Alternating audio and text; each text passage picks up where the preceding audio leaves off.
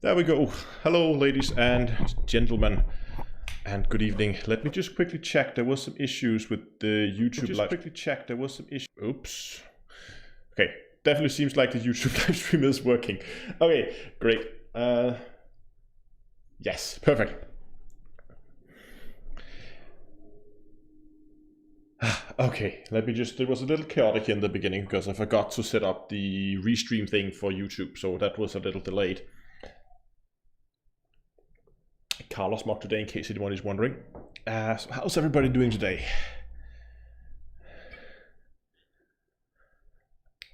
How is this working? That way, the other way. Great. So let's talk about the live stream today. A couple of weeks back, before the whole fleet carrier thing started, I was taking up an old idea of doing a long-range sniper build for PVE, and it kind of died back then because I didn't really find the thing I liked. And I took that up a couple of weeks ago. I tried something out there and it didn't work at all. So I'm getting back at it. I'm going to try something today, and I just want to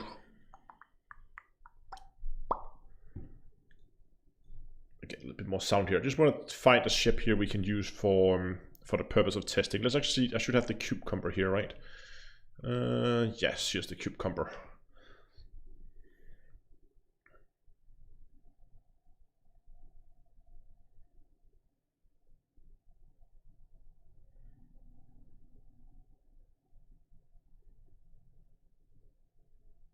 So, the idea I had last time, and let's actually get in game so you guys can see what's going on here. So, the idea last time was to, as a sniper build, to have a small, fast ship that would have railguns on it to, because railgun has really good range, right? And you could put it on a small ship and they could do decent amount of damage. And we tried it out on an Imperial Courier last time and it didn't really work because the thing just overheated, like constantly overheated. And we tried something afterwards.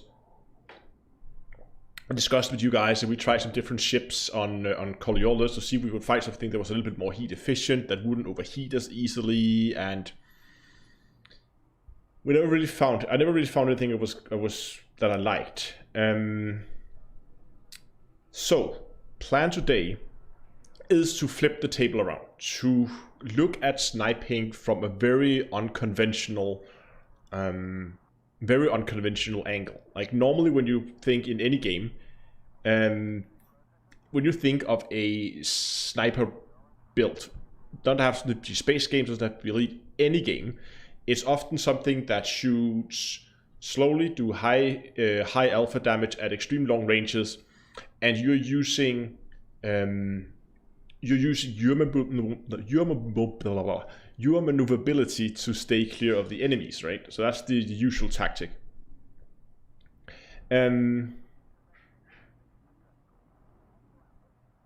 So what I'm planning to do today is to flip the whole thing on its head, and instead say, instead of you being far away and kiting the enemy, you're going to sit still at the center, and we're going to try to see how effective we can make force shell cannons to push people around. I'm not sure this is going to work, but my idea is if the NPC is outside their combat range, they should, if my theory is correct, they should just be flying towards you in a straight line and not really dodge incoming fire. So if we can make a force cannon build, where as they fly towards us, and as they come in, we have longer range than they have, so we just shoot them and push them back, and then they begin flying back towards us. We keep pushing them back. Every time they come in close, we just push them back with the force cannons. That's the plan, at least. I have no idea if it's going to work. I don't know if force cannons, if they stack, if there's some kind of invulnerability period after they've been hit by a force cannon once, if there's like a downtime between shots, do we have to split them up into different fire groups? Will they try to dodge incoming fire? That's going to make it a lot more difficult. In general, will this not work at all? I don't know.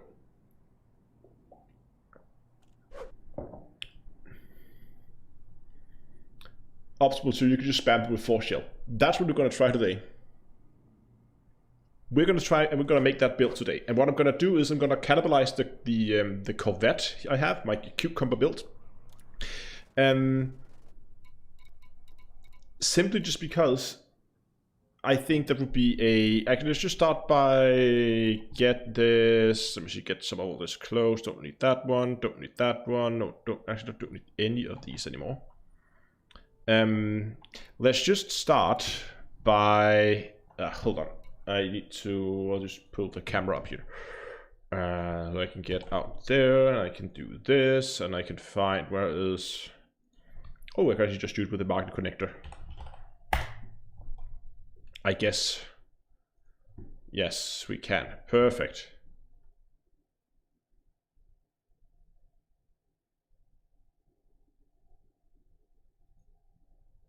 Okay. Oh, hold on. I set up the magnet connector to the wrong site. Great. Give me a second, guys. Messing all this up right now. Where did the magnet connector go? There it is. Settings.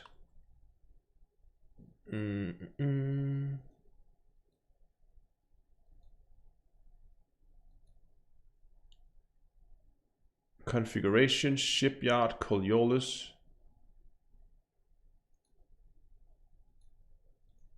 There we go. That's much better. Okay, let's go and have a look at this. Let's get the right camera. There we go. Okay, so this is the current cucumber build. We have 2 multi-cannons down here, only a 4-kilometer range, so that's not gonna work.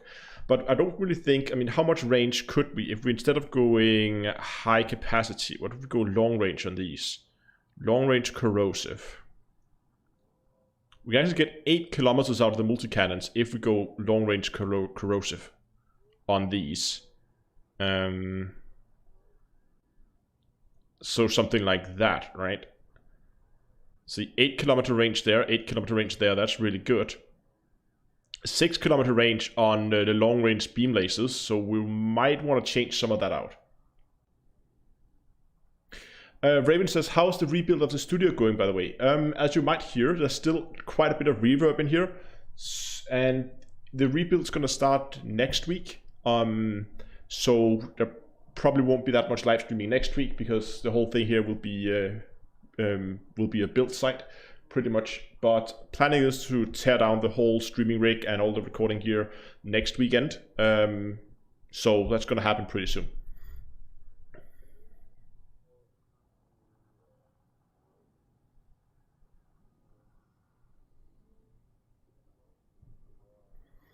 Optimal 0. Okay, so it says that although it doesn't appear to stack the effects of the impact, it doesn't seem to push them even more or harder. but I've only used 2 at a time.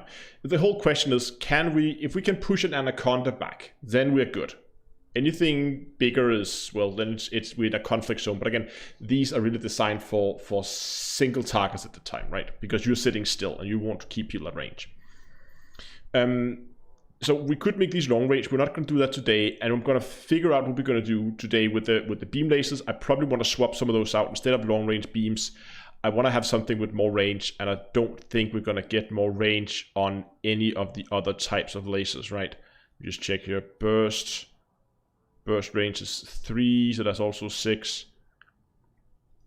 And pulse, they should all be same in terms of range. Oh, hold on. Oh, that was a multi-cannon. Never mind. Pulse, there it is. Yes, it's all 3 kilometers. So we're not going to get more range out of any of the lasers. It does mean we're going to be a little low on our thermal, because you can see if I remove these and we just have the long range multis, and we then up here remove these multis and make them into cannons. We could even go fixed cannons, because that should be okay, I guess. So fixed cannons, right, with long range and force shell. Force shell does decrease the shot speed though, so that does mean we're going to have quite a bit of flight time, but we still have a 9 kilometer range. Fixed force cannons with long range force shell. No idea if this is a good idea, but as you can see here, we're pure kinetic. So we will need some kind of long range, thermal damage. And we will see, I don't know where we're going to get that. It could be PAs. I don't know how much range we can get out of those. A fixed plasma, range 3.5, so that should 7 kilometers is not bad either. If we can keep our combat range at, see, now we're down to 7, right? So 7 is our minimum range now if we're gonna go PAs. But then we could go long range PAs with, yeah, what are we gonna put on those? I don't even know. Something. We'll figure that out.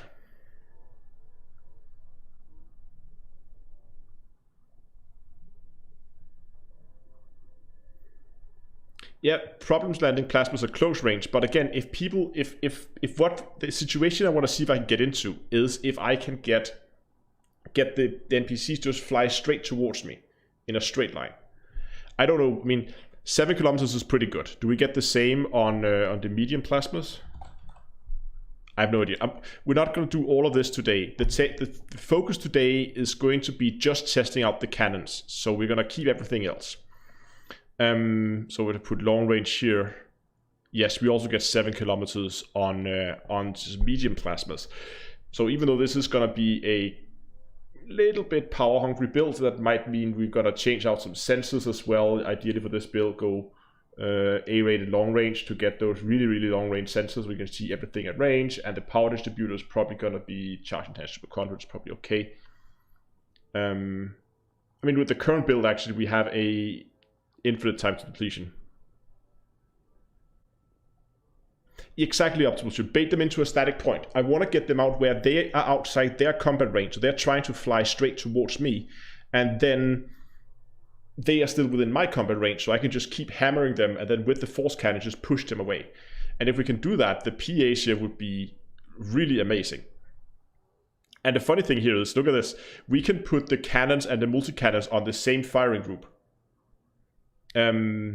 Because the cannons has a multi-cannon has a much higher shot speed, meaning that they will arrive first. So even though they might begin to fire at the same time, the multi-cannon shells should arrive so much faster, and thereby apply the corrosive effects. So we have like this hail of small bullets that just soften off the armor, and then comes the big like chunks of metal that just pierces through everything and pushes them away.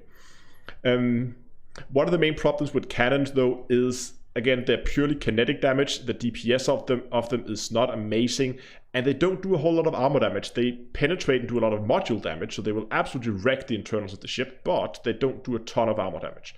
That's been one of the issues I've had with cannons in the past. But anyway, I think what we'll do today is we will we'll pretty much just stick to the current build as it is right now. We're not going to put long range on the multis. We're not going to upgrade the lasers. We're just going to upgrade these two to cannons, to fixed cannons with long range and force shells. Right, that's the only thing we're going to do today.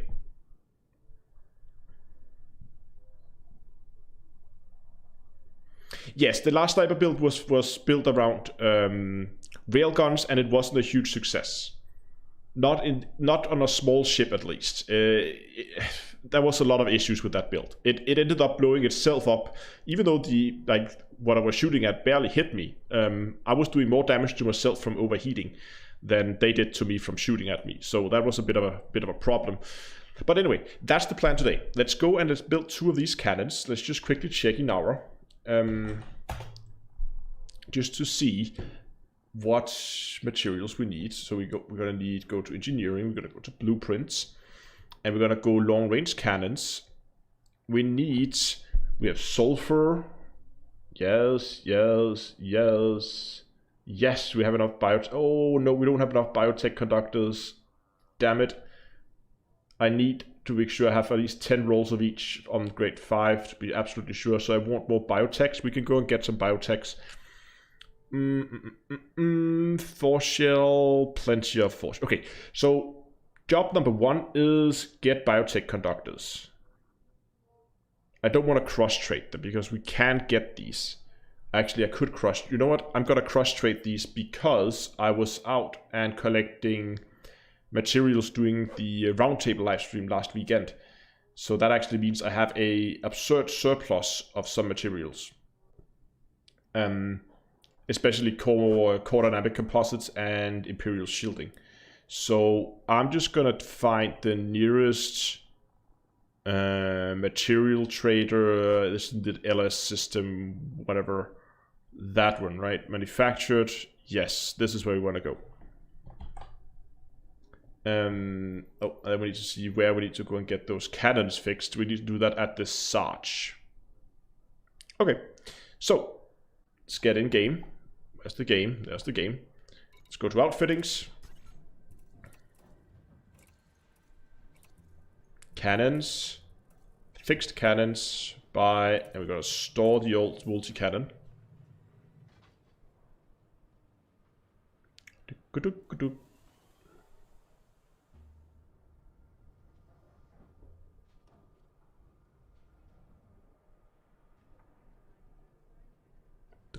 Look at that.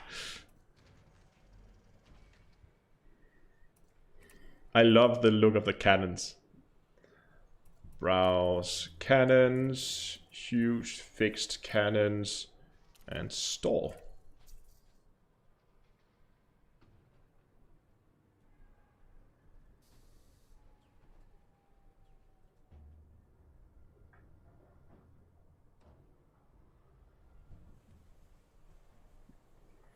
Beautiful.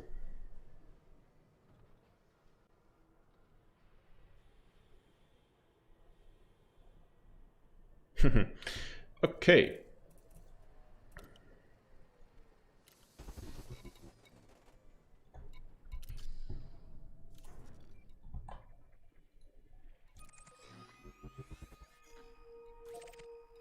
Oh, jump rate is not great on this thing.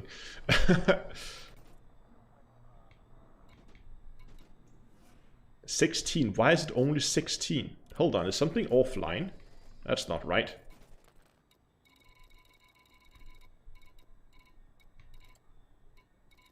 I'm pretty sure I used to have a Guardian FSD boost on this. Guardian Shield. There is a FSD booster on it. But the jump range is 20. What? Did I? What's wrong here? Did I just read that wrong? Why is my current jump range 16? What's offline? Okay.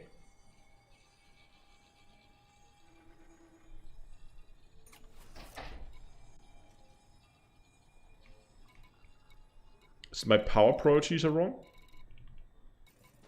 Okay, there we go. So let's just replot that route. There we go, one jump.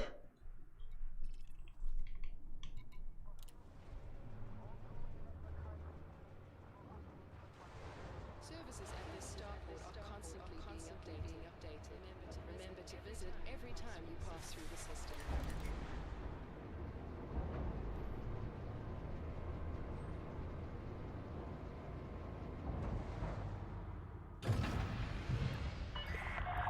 Landing restraints lifted. Maintain correct lane on exit.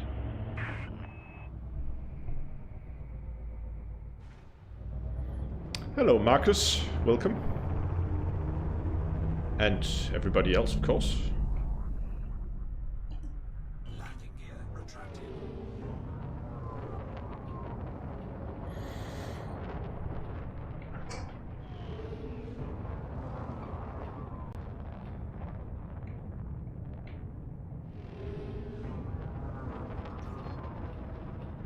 Frameshift drive charging.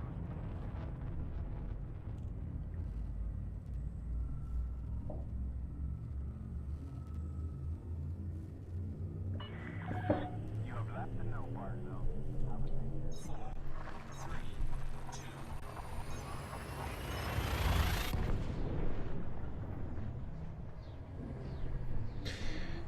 So we're gonna get ourselves some more biotech conductors. Then we're gonna go and pay a visit to the Sarge, which is there we go. And then we're gonna go and find something to shoot at.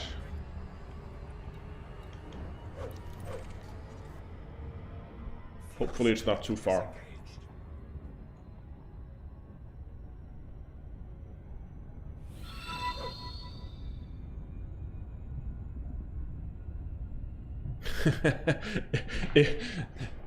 Emmanuel has his fleet carrier on his way to Beagle Point, apparently, on the beta server.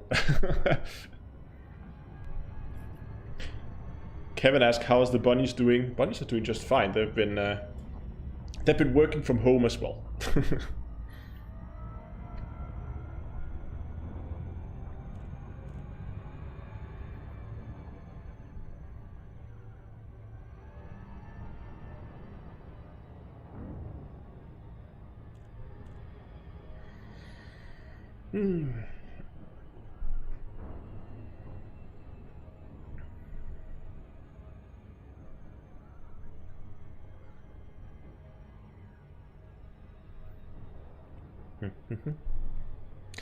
I really should get some more biotech conductors at some point.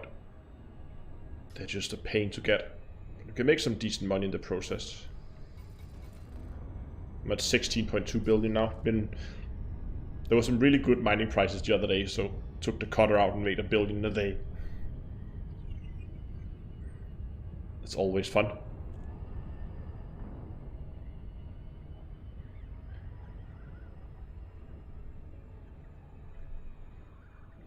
We're still keeping contact with my rocket maker friends. I'm passively keeping. I'm not keeping directly in contact with them right now, but I'm still keeping an eye on what they're doing on the sideline. A lot of the work they're doing right now is with the different parachutes they will need for re-entry. So the latest work I saw was they were working on the on some of the high-speed balloons they're gonna use for opening up in the upper atmosphere doing re-entry. But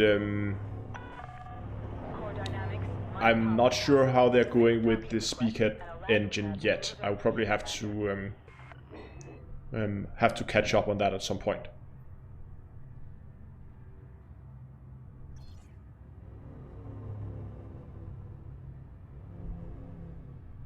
Should probably remember to request docking. Okay, Commander. Make your way to landing pad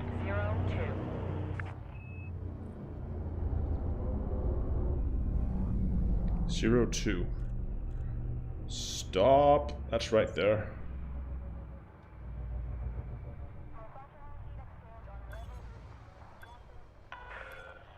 Warning. Engage landing Oh, gear. hey Kai.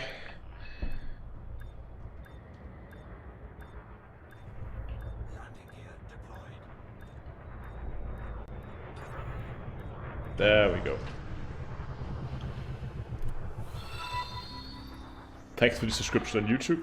Landing completed. Okay, so here we should have a material trader, so we can get ourselves some biotech conductors. And if I recall correctly, I have an absolute insane amount of... I have a lot of heat veins. You know what? Everything where I'm really close to cap, I'm actually going to trade some of those away because there's no reason to be sitting at a cap. See, the compound shielding is at a cap. So just, oops. I'm just going to trade some of those into... I don't want to trade too many. You know what? It's okay trading 2. I have something like that. And I can probably take another one out of heat veins. What else? I've been close with on cap that core there, so I have to do something about that. Probably cross trade some of those as well. Biotechs from core dynamics. Let's just take down to half, I guess. Where are we at on biotechs now? 25. It's pretty good. Let's get just a few extras. Oh, you know what? I should actually trade this up to pharmaceutical isolators, but... Nah, it's still gonna be okay. I'm gonna trade in some Imperial Shielding, about 40. Let's go there. Okay, so now I should have plenty of biotechs for this little exercise here. In general, do I play Star Citizens? I've recently been picking it up a bit. It's not something I play a lot, but it definitely happens that I go in. I still have no idea what I'm doing, but I did do a Star Citizens from an Elite Dangerous player's point of view video a few days ago, and it was hilarious. I really loved it. It came out so well.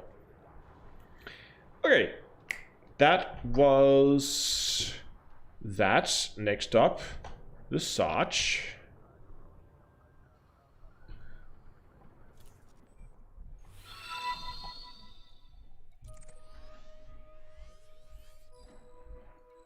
Luckily, he's close.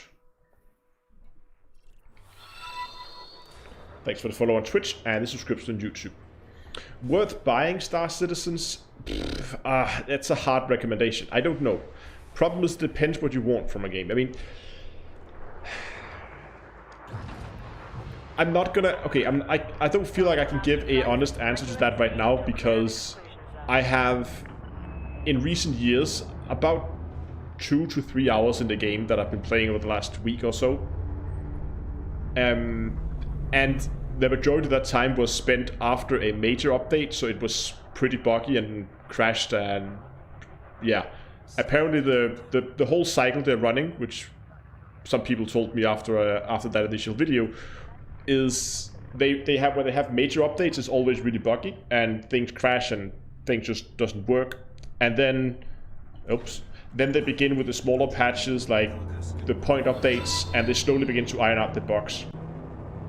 And it becomes a lot more stable, and then it stays in a stable state for a decent amount of time until the next major update, at which point it then becomes a little buggy again. So, and I hit it right after a major update. That was what pulled me in, right?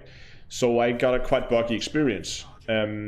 So I'm not going to give any recommendations of the game yet. However, I have decided that I want to do some more videos on it, so you can probably watch some of those and make up your own mind. It's probably the best answer I can give you.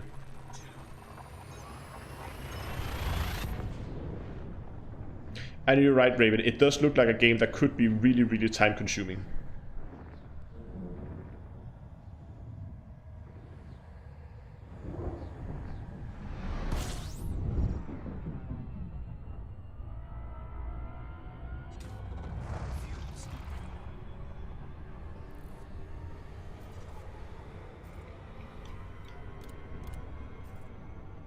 Fuel scoop disengaged. Frameshift drive charging. 3 more jumps.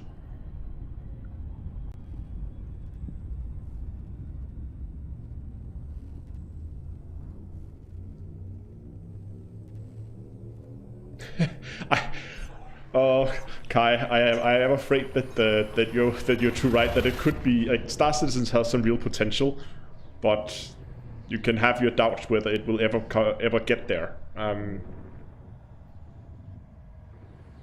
mean, they're still calling it alpha, so I mean, if this is alpha, when I mean, we're not even talking beta tests yet. I mean.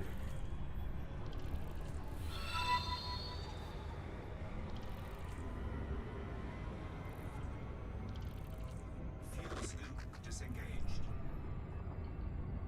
Frameshift drive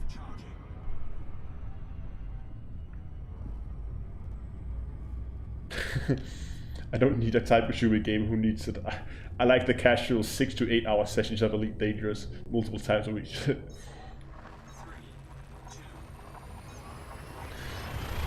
I don't mind. I don't mind time consuming games. I mean, I play Satisfactory. That's probably one of the most time consuming games I've put my hands on, apart from EVE Online. But that thing just sucks you in.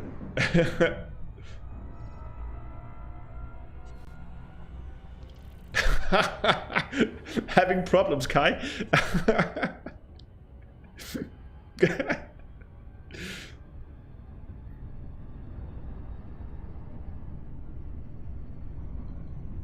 Frameshift drive charging.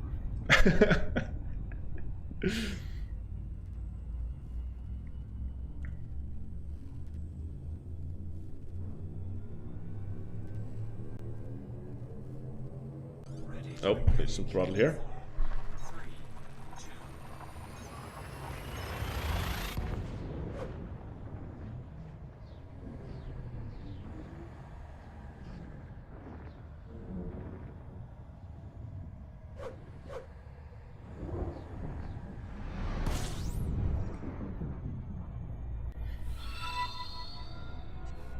2. Yeah, Optimal Zero, you're right. I mean, Elite can also definitely be a time-consuming game. Depends on what project you have.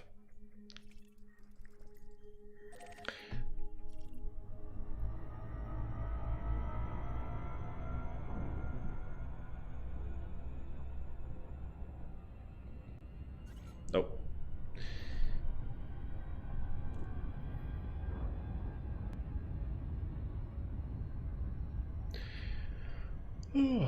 Okay, so now, okay, should we probably a super cruise? Should we see if we could find a suitable system to go and kill some bad guys? I need to get my microphone out of the way a little bit. I'm so much looking forward to the new studio here. No. Is it, what is the name again? Is it where you get the, is it in election, civil liberty, incursion? Is it in, no, it's not incursion, right? Is that Thargoid incursions, right? Or is that pirate incursions? The terrorist attack? I can't remember what state it is where you get the pirate zones. I forgot.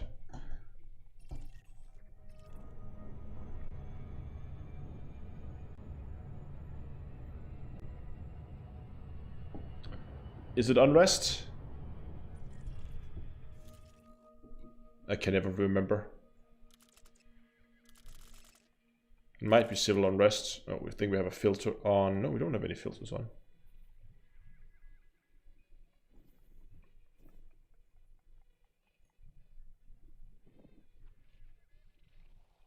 There's not a lot of civil unrest systems around, are there?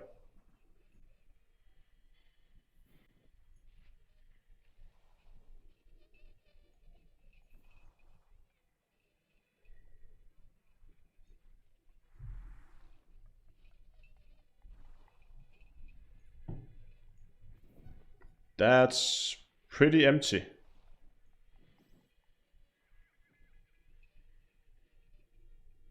Yeah, I think it's locked down.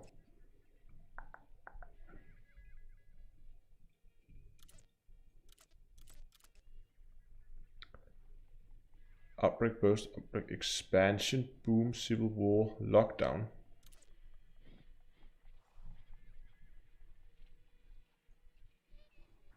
Not a whole lot of systems of those around either.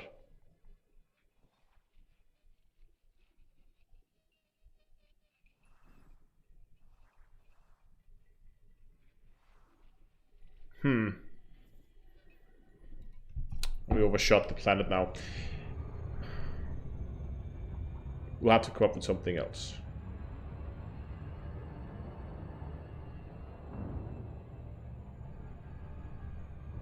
Did I check the wrong one on the map? Hold on. Okay, let's check both of them then. Doesn't change the fact that there's really nothing around. I checked lockdown both times. Okay, that's the problem. Okay, so there's a system unrest, civil unrest system here. Oh, here we go. Now they're popping up everywhere. Perfect. Okay.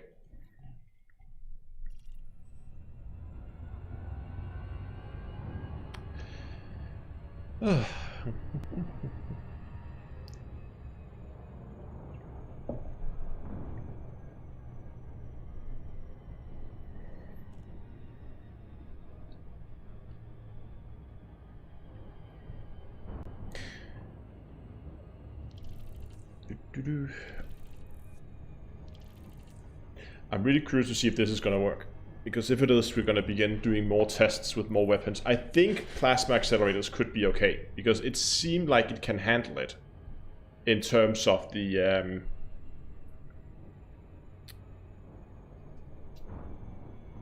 in terms of power draw from the distributor at least. Question is if it can handle it with the thermal load from them, because 6 kilometers on the range and the range of the beam lasers is a little short, I think.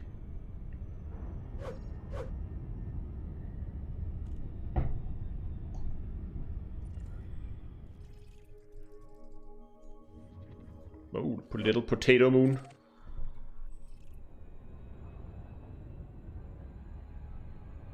Is there a way to sneak into Sol? No, the only way to sneak into Sol is to get your federal rank up. Orbital flight engaged. When will the studio be complete? So, according to the guy who is building it, he says he can do it in a day or two. Which means he's starting Monday, so let's say he's late. He should be done Tuesday at the latest. But when he's done, he's just built it. Then we need to paint it, and of course the whole thing needs to be rebuilt. I need to set up. I have got some new fabrics for a new green screen, a lot thicker, so it doesn't wrinkle as much. Oh, Ryan, finally got to watch your live stream in a while. Hope everyone is well. Thanks a lot for the donation, or the super chat. That's awesome. And yeah, hope everyone's well too. What happened to my first PVE build? Well, it's nothing really. It's still here. Well, I just took off some weapons, but it's nothing really. It's still functional. It's just fun to try new things. Clearance granted. Proceed to landing pad 05. And the old multi-cannon beam laser meta is it's getting a little old. It's yeah. I need something else. Oh, hold on. Do we get one under the bridge? Who decides to put the? Hold on. Oh, I have a button for night vision. Is it that one? No, that's not that. That's not it. Is it this one? No. This one? No. This one? No. Where did I put night vision? No. There it was. Just press all the buttons until something works.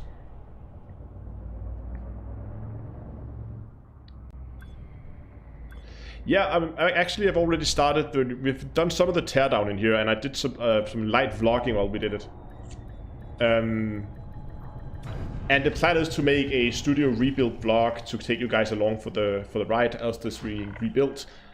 Majority of it will probably be around the actual rebuild and not the teardown. The teardown is just, look, here's a room with too much stuff in it, and now there's a room with no stuff in it.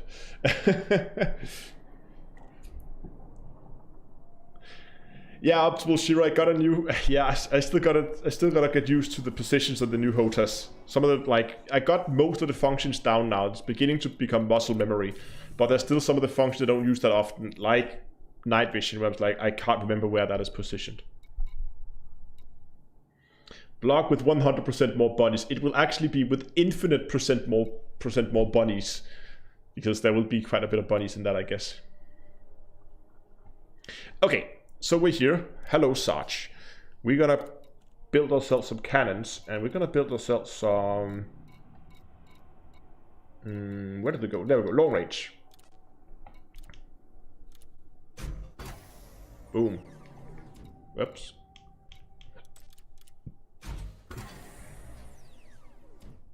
And next.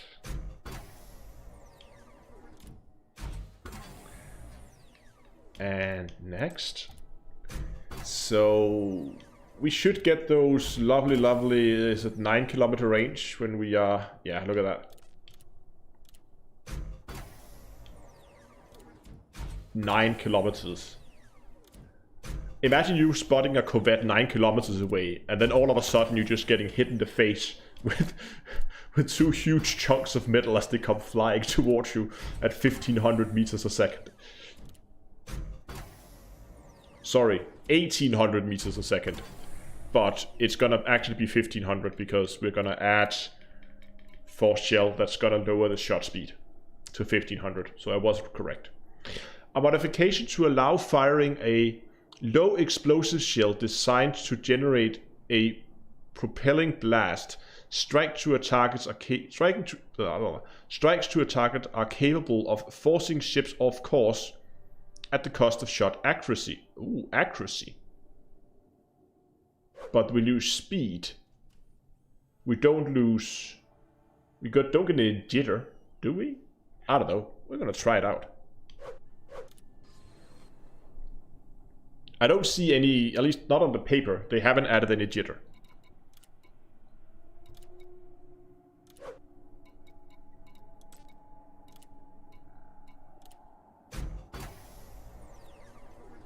Yes, you should lose hit, you do lose hit point from it. You definitely do.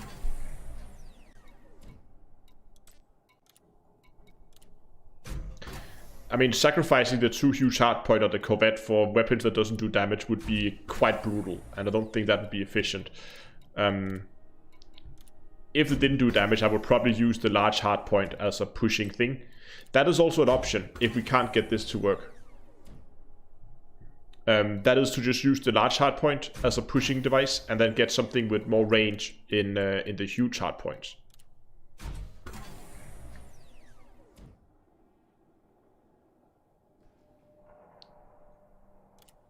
Ah, accuracy is lost. Yeah, okay, that makes sense. That poor shot. Yeah, okay, so you have a longer time before the shield hits the target, thereby you have poor accuracy. That makes sense.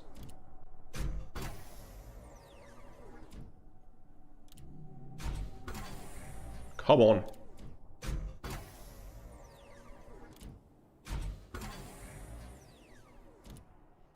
There we go. Force shell. Okay. Let's go and find something to shoot at and see what happens. Just take the bigger system maybe. Almost 1 billion. I'll take it.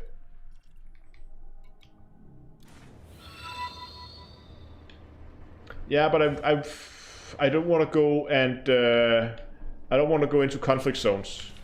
Do we have just normal bounty hunting on the menu today? Takeoff procedure complete. Clear for departure. Oops. See, who puts a landing pad, a large landing pad underneath a bridge? It's a horrible idea. Let me just check the daily orders.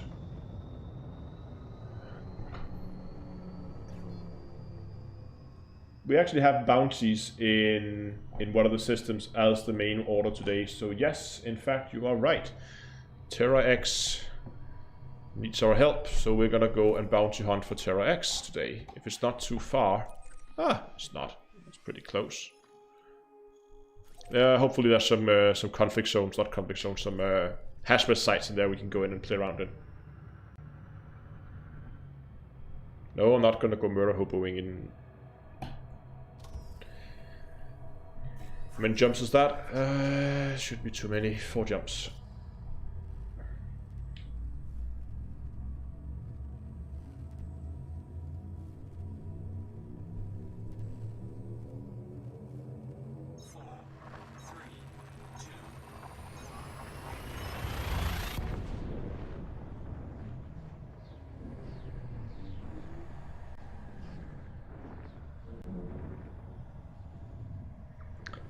Testing pushing enemies in asteroid fields is more fun, especially if you get an asteroid field with some really dense asteroids. You really can push people around. Frameshift drive charging. Ah. Frameshift drive charging.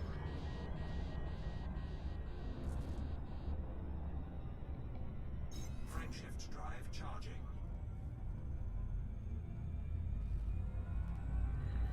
White Devil asks, by the way, how much does force shield affect flight? Well, we're about to see, I guess. 4, 3, 2.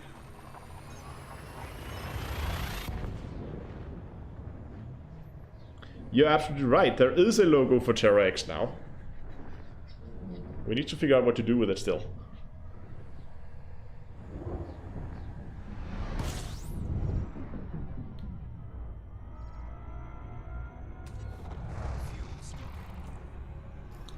Fuel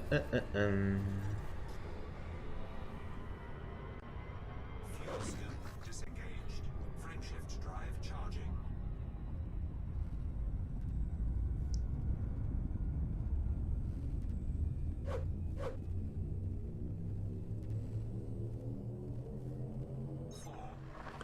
Oh, that's actually pretty cool. So if you hit them off center, but again, I'm not expecting at that kind of range. I mean, we're going to be talking about.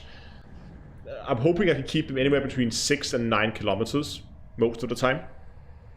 And keeping enemies at that range, I don't think we're going to be able to aim for corners of the ship. I think we're going to should be just happy if we hit the ship at that kind of range.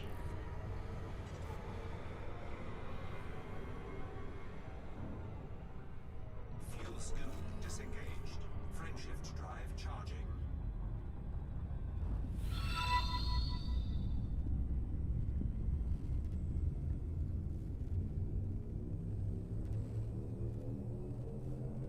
Four, three, two. Storing ships on the outside of a fleet carrier so you can see them. It would actually be, that's actually a pretty fun idea if you could have like a display case basically. So you could put ships on display, so when people come and visit they could then see different ships as they were parked on the fleet carrier. Okay, we are in system. God, there's no rings here. This is no good. Do we have other systems where we need to go and do fighting? Because without rings, it's going to be a little difficult.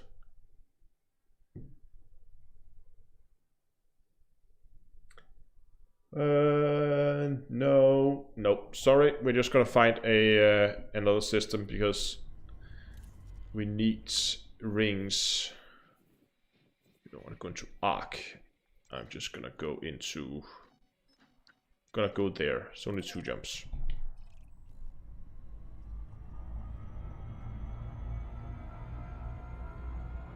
Frameshift drive charging.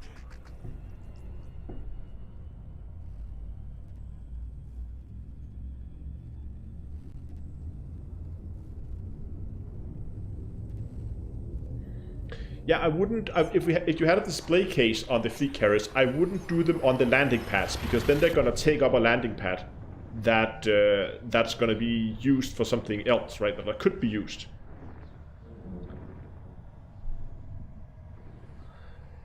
So what I would rather have was if you like down along the side could have like huge glass panels where behind that, or have dedicated spots that weren't landing pads where you could put ships on display.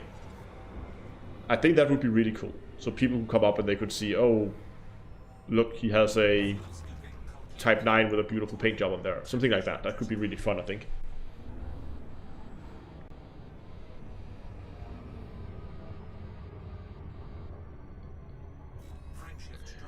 Getting continuously hit by force shells, cannons, would it prevent an NPC from FSDing away? Yeah, but you would need to be constantly hitting.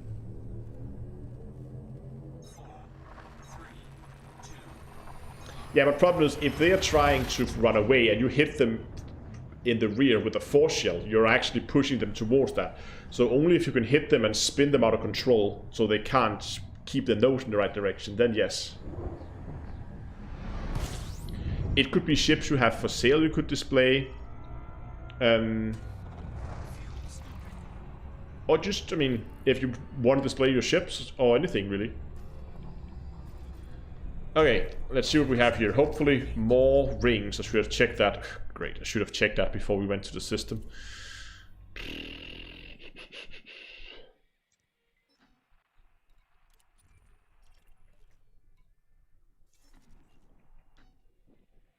I don't want to go to Ark. We have a ring planet there, one ring planet. Oh, we must be able to do better than that.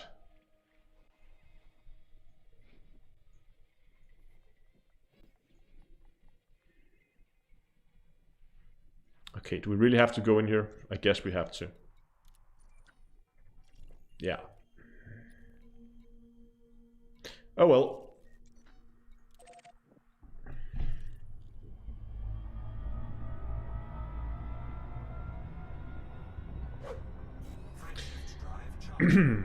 This is also a way to test cannons, just fly around with them and see how they handle jumps, apparently. But no, I actually like that idea. It would definitely be one of those, you know, you can add that down the line if you want to. And again, it's not really adding any additional gameplay to the fleet carriers. It's not adding any quality of life. So I guess something like that should be quite far down the priority list compared to things that actually have an impact. But it would definitely be cool to have.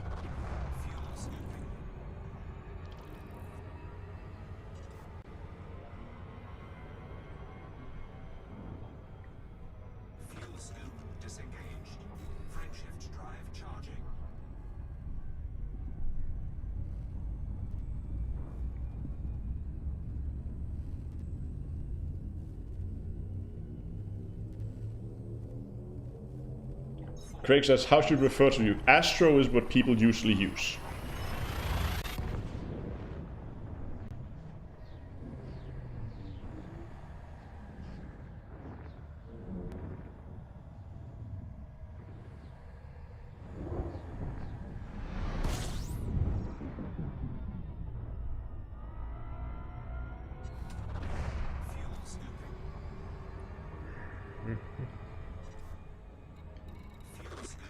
There we go, look at that. That's more like it. Let's go.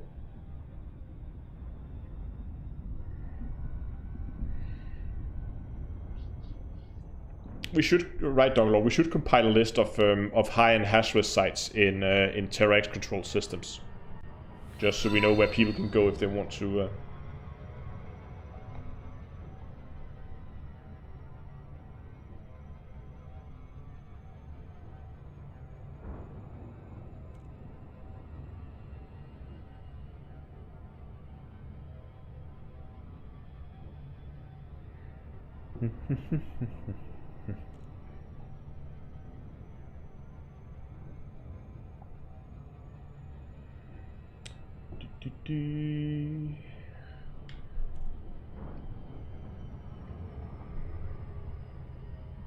So let's think about how we're gonna test this. I think what I'll do is because there will be pirates and they will come and they will try to scan us. So I think what we'll do is just let them scan us. We don't have anything.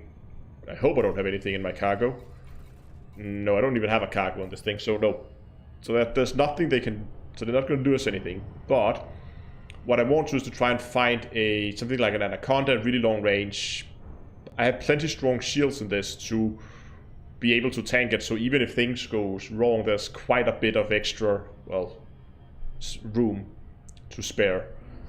How is this build actually doing on power in terms of... We have prismatics, and I would probably change that out if I'm on a sniper build. I would probably change this out for biweaves. Yeah. Oh, this is a thin ring though. Scan range is not amazing. It's actually shorter than my firing range, I believe. if I recall correctly. No, yeah, this is not the right one. This is the right one. You can see right now it's okay. This is actually longer. I have 10-kilometer range on the sensors. We would have to up that a bit, so we don't lose them. We don't push them outside our scan range.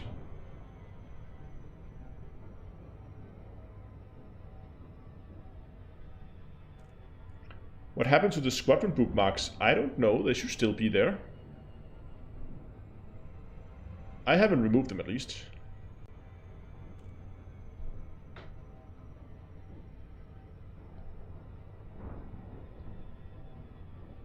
Ah, got too close to the gravity well.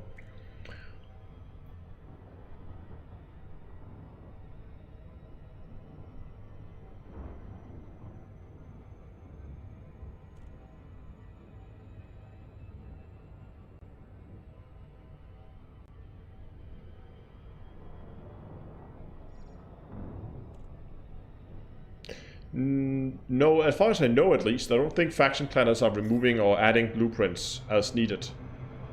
We could use that. That would actually be a way to use the squadron for something useful.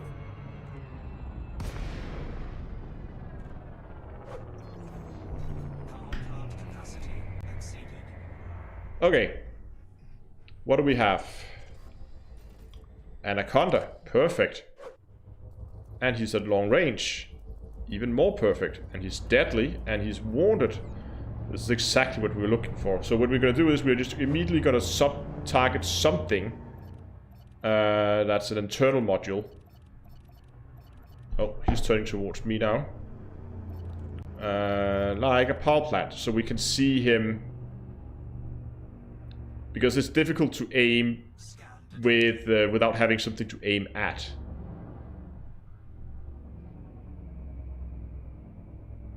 Where's the cannons? The cannons are right there. Oh, he's flying away from me now. I need to catch up to him.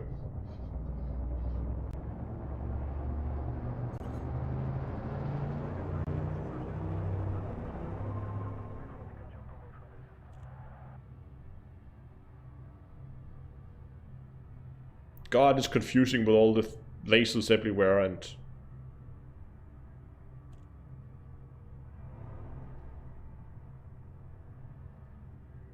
I don't want to boost because I think I will accidentally get too close to him if I boost.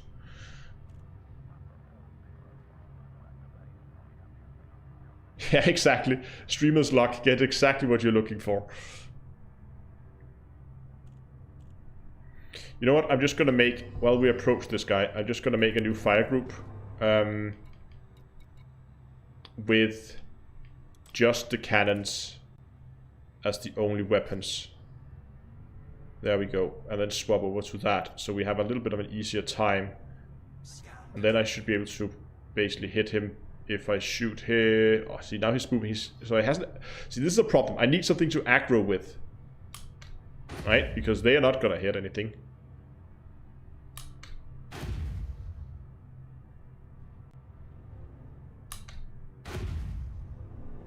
Oh, he's close already. So we can get a hit in.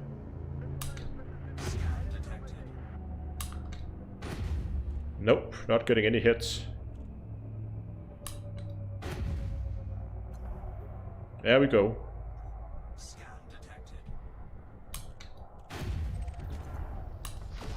Thermal attack.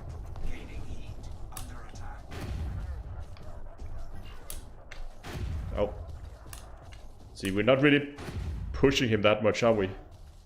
He's getting a bit of range.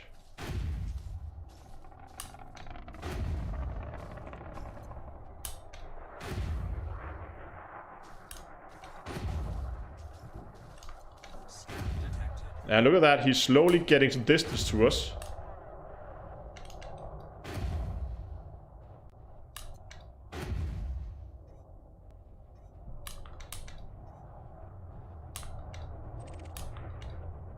Oh, I need pips to weapons.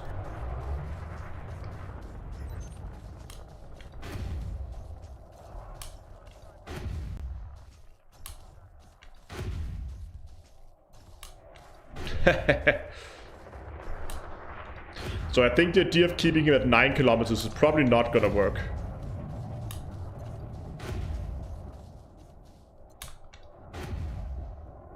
But look at his distance here.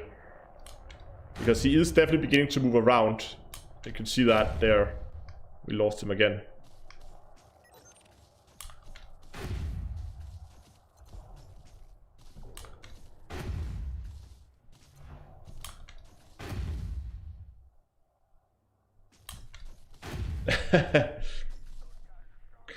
It's not the most thrilling kind of gameplay, I must admit.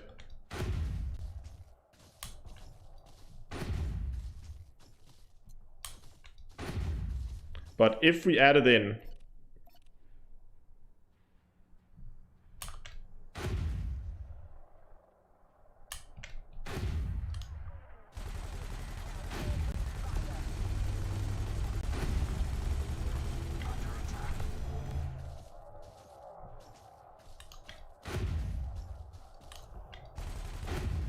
I mean, you can pretty comfortably keep him at like 2...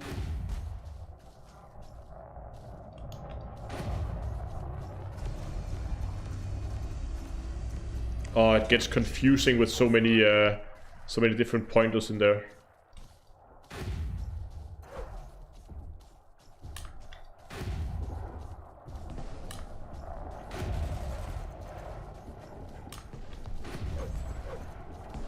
Okay, let's just get rid of this guy.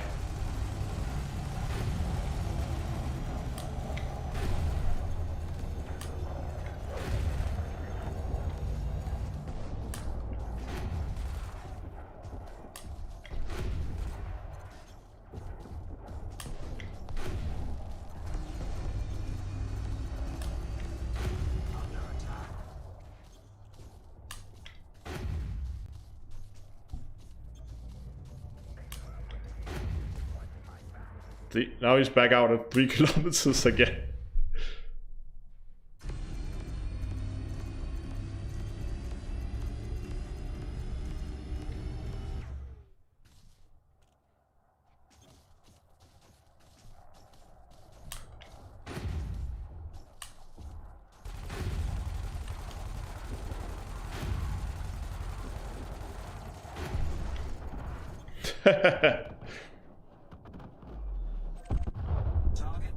Oh well. It kind of worked, but it's not as another anaconda. Let's see if we can find something smaller than an anaconda. Asp Explorer maybe.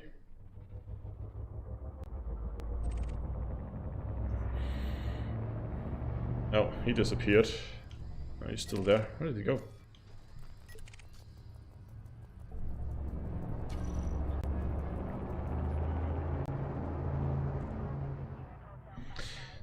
So we were relatively easily able to keep him at 2.5, 3 kilometers.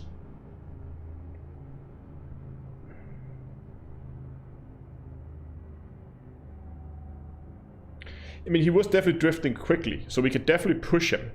And I'm expecting if we get something smaller like an asp here, let's go up close here. Just first of all, just empty the barrel here so we get some fresh weapons. Just want to see how much we can actually push him around.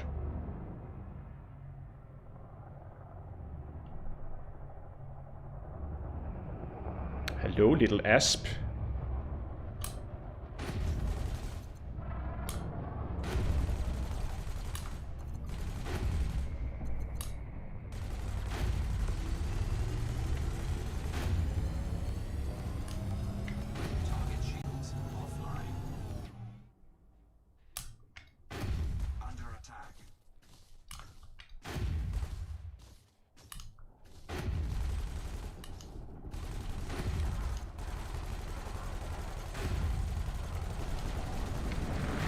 Oh, he actually got all the way in this time.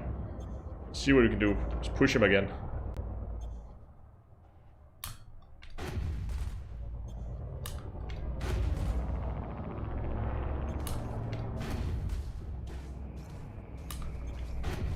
Can't see where I'm aiming at.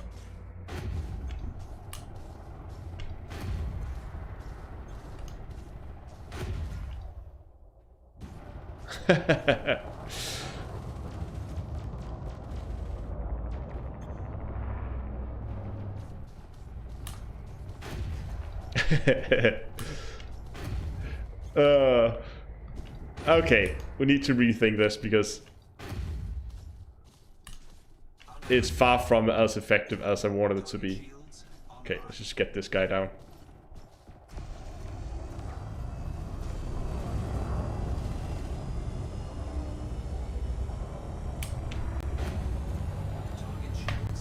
There we go.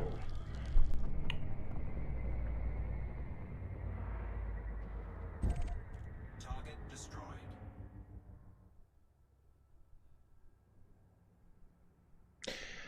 Okay. So.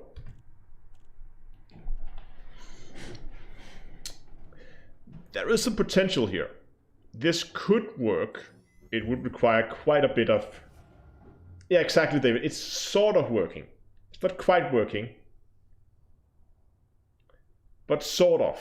I mean... I don't know if more cannons is just like... Do we just need to add more maybe? So we just have even more force shells? Because the effect was not as strong as I have hoped for. I really hope for that, you know, just push everything back, right? Like one hit and he would be pushed out. I was hoping we would get to a situation where we would have to chase them. But I can see we're probably not going to be able to hit anything at 9 kilometers. Always add more DACA.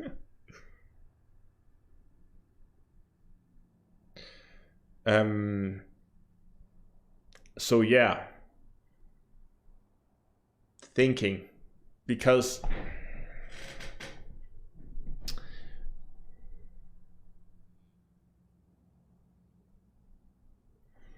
I mean, we could add a large cannon and then we would have a little bit extra pushing power, but I don't think it would necessarily be enough.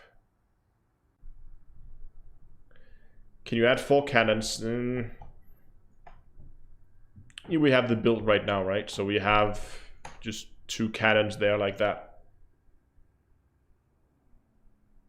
Need A-rated sensors? Yeah, well, the range was not the issue because we were only able to keep them at like 2.5, 3 kilometers, and that really seemed to be the closest effective fighting range.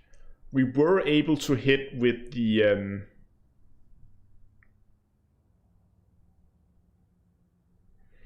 one or two Seeker missiles with drag to slow them down. You see, that's another option. What do we have that can slow people down, right? Don't multi-cannons have something like that? Hold on. No, they don't. Well, you're probably right. I am thinking of missiles. Right, we could do Seeker missiles. What kind of range do we get out of Seekers?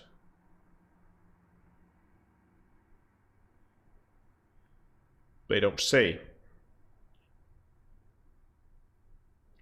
But again, then they just need point defense, and then we are pretty much out.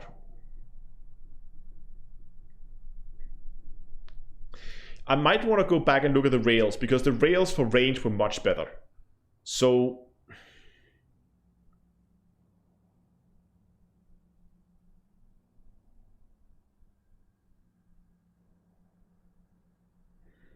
I think you make the small and medium hardpoints do the pushing. We could do that.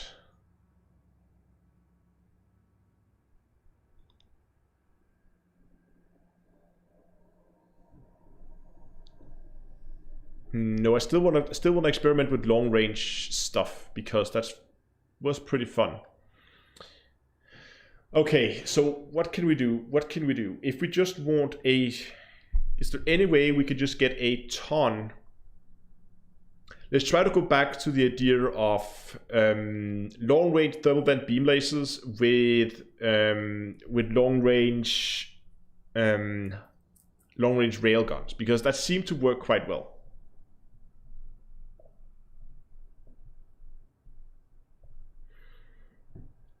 So if I find... Shut up, phone. What are you doing? Okay, never mind. If I could find a ship with a lot of medium hardpoints, beluga liner, but I also want some large or huge. So something like we looked at the fertilands, it's not gonna work. Right? We did look at the fertilands last time, I think.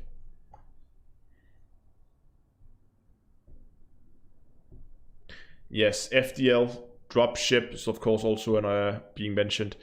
Let's see, what else do we have? We have something like the cutter can have a bunch of ships.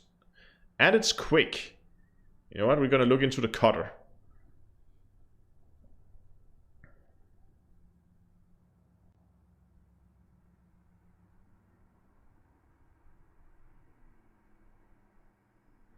Problem with the cutter is the hardpoint placement, right? It's those weapons out on the sides. They're going to be difficult.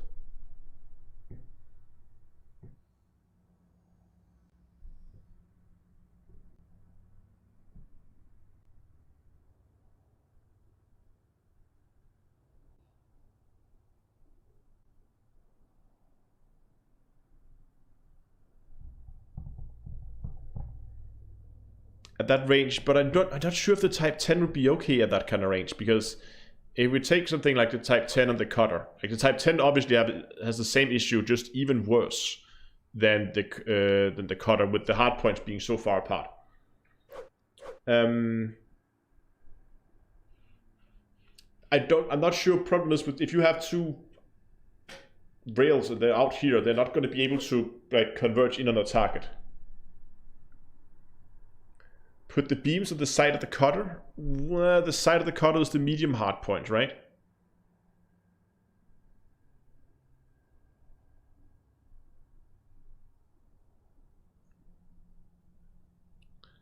So if we put beams on here, what kind of range can we get? Problem is, I really want to use these. Yeah, but gimbaled weapons. What gimbaled weapons? I mean, what we could do was then kind of do a hybrid of this. What if we put gimbaled cannons on the nacelles with long range force shell and put both of those on just to keep some range, right? For the rest, we have rails.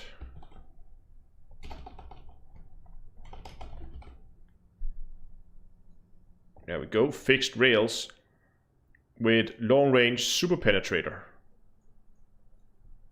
Like so. And up here we have beams. Let's go with gimbal beams just for good measures.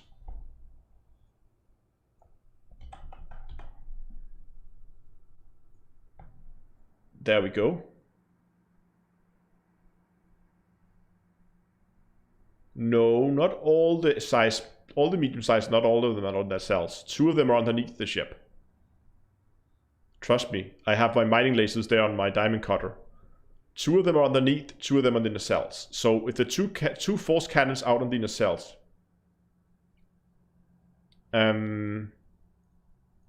yes, 2 force cannons out there on the sides, then the 2 rails in close with beam lasers out here that are also going to go long range with thermal vent. Like there, and same thing here. Chaff will make it hard. Yes, chaff will be an issue.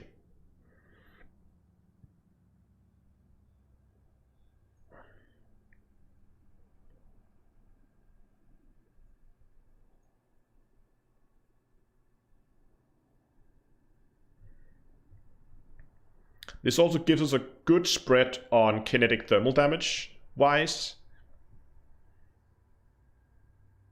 And those medium cannons should be able, people saying Orca.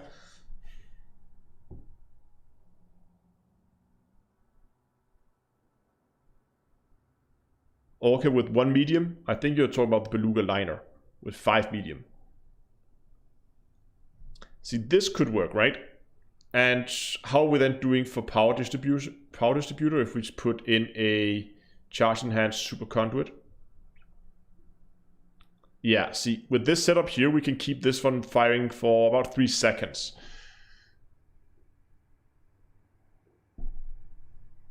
No, I won't need chaff. The enemy's chaff is the issue. But I don't see. Now we're back at exactly the same point we had in the last live stream, where I'm sitting looking at running rails and beam lasers for managing that heat, but I just can't get enough power, even on a 7A power distributor. I just can't get enough power to keep this thing flying.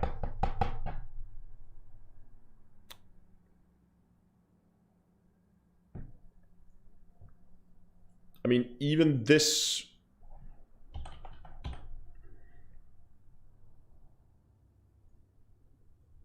It's gonna have a hard time keeping this thing in the air.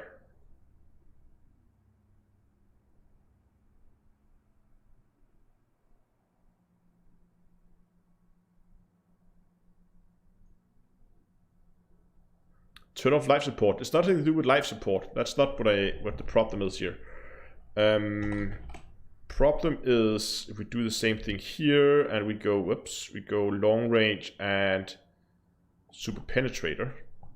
And copy those down. See, this would be really ideal, but even if we upgrade this to the biggest power plant, let's even go weapon focused and super conduit. Now we have 7 seconds of firing time before we run out.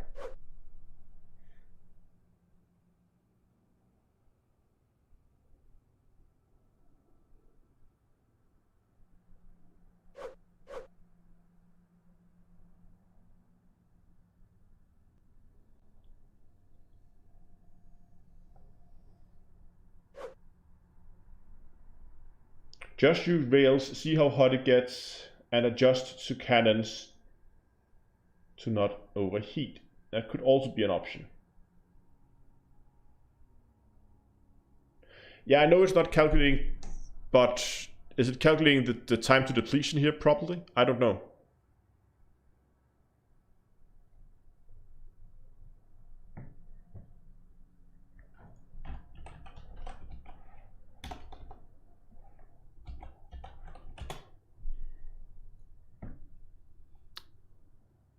Let's try the fertilizer in here. I'm not that used to this, so I'll see how this goes. How do I find lasers here? Beams? No. Oh, could scroll up. Beam lasers. Oh, no. Double click. Yeah. If we remove the beam laser, let's just turn it off, basically. There. Beam laser. Then we have 1 minute and 17 seconds. But we're also generating a ton of heat now. So blueprint, long range, experimental, thermal vent. And here we're gonna go for rails. Oh god, I can't find my way around in here. Rail guns. Oh, there. With long range, super penetrator. Can you copy here? No, I deleted it. Ugh. Okay. I don't know if it shows, but I'm not using the shipyard very often.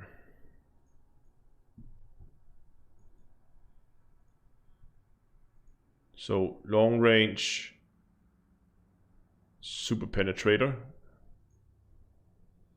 long range.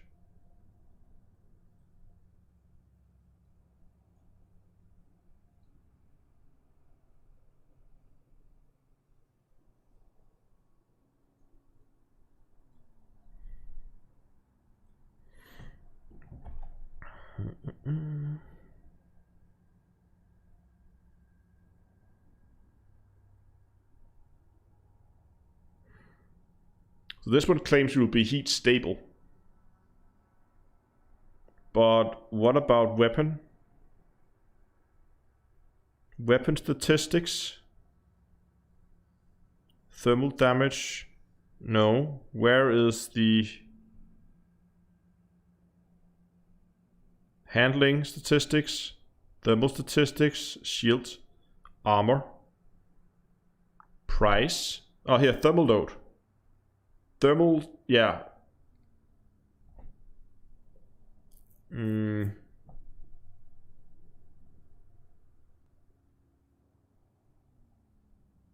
No. Someone, where do I find this information? Can zoom in a bit.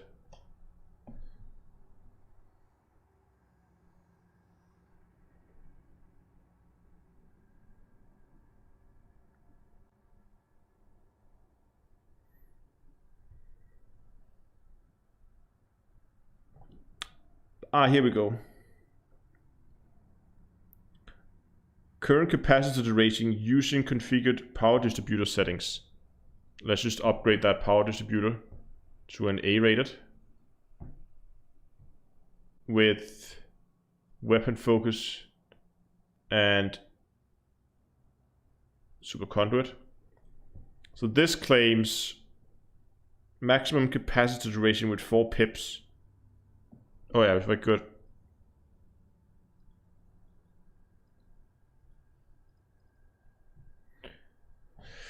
.8 seconds.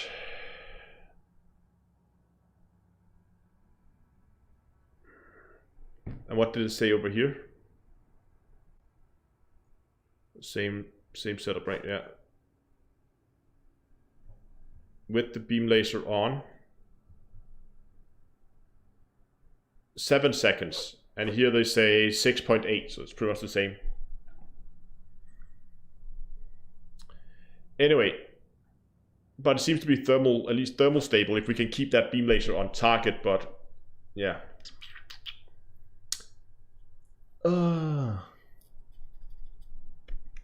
Can we come up with something else? Because maybe sniping is just not that feasible of an idea. It feels like we're forcing our way down a road that just doesn't really work.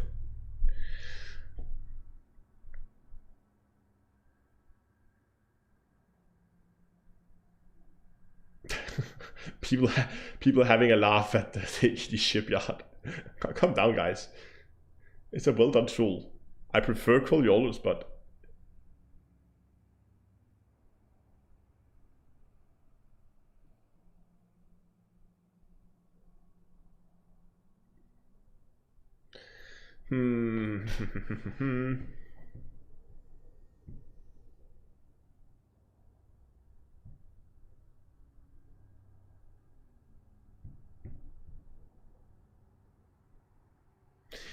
that was what we tried last time.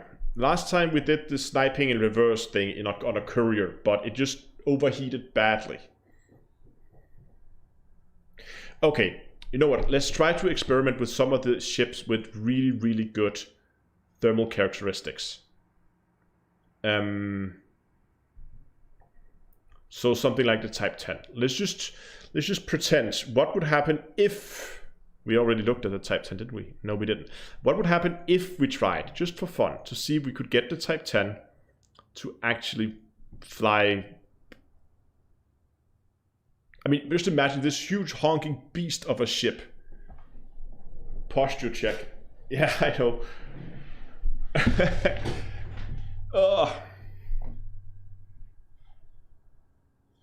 Yes, so the Type 10 are one of, yeah. Yeah, but torpedoes, ugh. Okay, you know what, we're also going to take the DBX and the Scout. You know what about, hold on. Okay, we're just gonna try the Type 10 first. What happens if we, no, you know what, that actually looked quite interesting. What happens if we on the DBX, oh, I would love if I could find a good use for the DBX. If we fit a beam, keyboard. There we go. Thank you. I'm probably gonna go gimbal beam because we just need it here for the thermals. And long range thermal vent. Boom. There we go. And here we go rails. Fixed railgun with also with long range and super penetrator, like so. And then we upgrade the power distributor.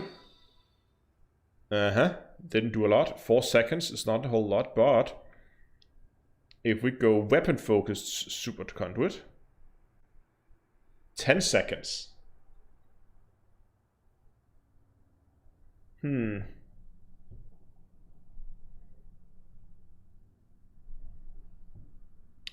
seconds. Why always Super Penetrator? Because I love Super Penetrator, so you can go and just go straight through the ship and damage everything along the line.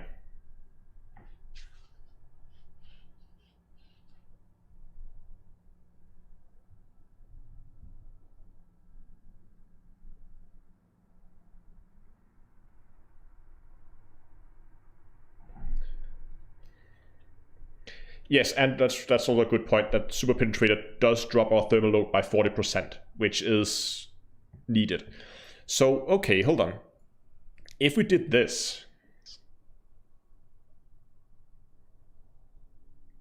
could we potentially, I mean, 6 kilometer range here, could we potentially just go silent running? How low could we drop that resting heat if we went silent running? So let's say that in here we just fit some heat sinks, you know, for emergencies. Let's just drop a few of those in there. And here we have the power distributor. We're gonna go A-rated long range on our sensors so we get that huge range out of it. Life support is D-rated and light-weighted. Boom, frameshift drive A-rated and increase range as manager, of course.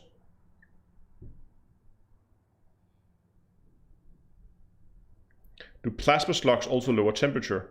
I doubt it. They do actually. Okay. But why plasma slug? I mean, yes, we can use our fuel for ammo, and that would give us a longer flying ship, but again, just damaging all the internals would be really nice. Anyway, thrusters gonna be A-rated with dirty drive and drag drives, or should it be drive distributor? We're gonna look into that in a second. See, this is also some really decent boost speeds. Wow, we can get some good speed out of these ships. And even better with drag drives. Power plant, we're gonna A-rate that, and we are going to go and see if we can't get some low emissions running here. It's already pretty tight, but it's probably because of all those heat sinks.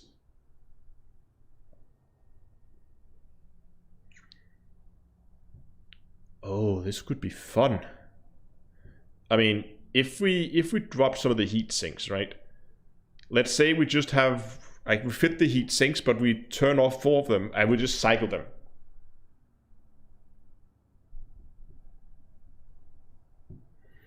Oh yeah, you're right. We're gonna be yeah. We're not gonna go dirty drives. We're gonna go clean drives for the thermal load. And then go drive distributor. We still have plenty of speed, but we're just gonna drop that resting heat. Here we could go armored for that power efficiency, so we have something to play with for our internals, and we do get better efficiency. Not as much as low emission, but low emission is just so brutal on the power generation. And I want to play around with the internals. We want to do something there. So if we go with an armored power plant, we still get some pretty decent. Yeah, let's play around with it. You know what? For now, let's just keep it armored, and then let's play around with what we're going to put in the internals. Because if disable the cargo hatch, yes. Okay, let's start by doing that. If we're going to go silent running, we can definitely disable the cargo hatch, turn that off. That gives us quite a bit of power. And we can also do other things like, what do we need? We need life support. Technically, do we need life support? Guess we do. But if we really were tight on power, we could get rid of that. But yeah, frameshift drive in group 2 is also a good option. Sensors, beams, yes, okay.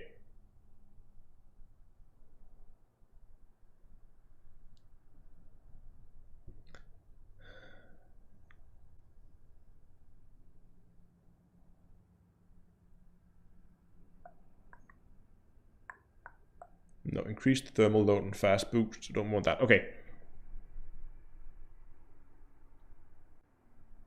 Yeah, exactly. I was thinking the exact same thing. What would happen if we A-rated our life support? So D-rated life support is D-rated lightweighted life support is 1.3 tons.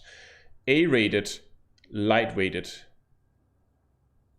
is nothing really. And this gives us 25 minutes.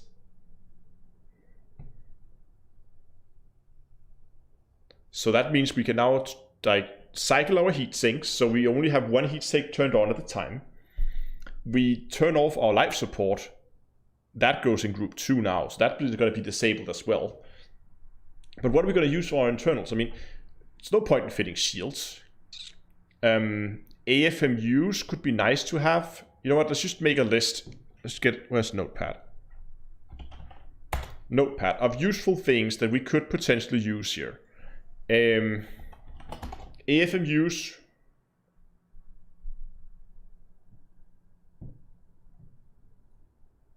Because if we manage to overheat and get some module damage, would be nice. We could go with an armor tank, some cargo maybe to Vollimpets, I don't know.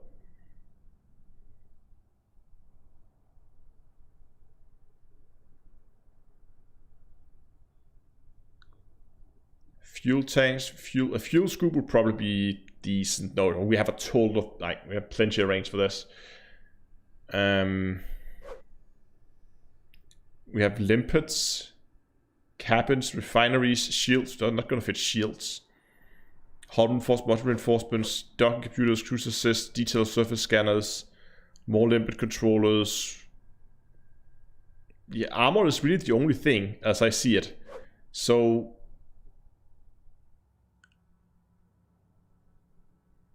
what is it? Is it? I can't remember which one it is that I like here. Hold on. 525. It's something that has, I think it's the reactive armor. Yeah, if we go reactive armor with thermal and thermal deep plating, I think. Yeah, like so, that balances that nicely.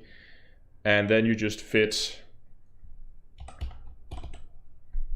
hull reinforcement packs in here with, is it worth going for these? Oh, that's brutal.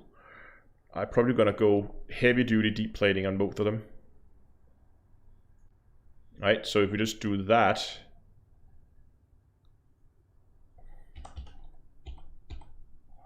and we also wanted the smaller ones, not because they give a whole lot of hit points, but just because they give a ton of resistances.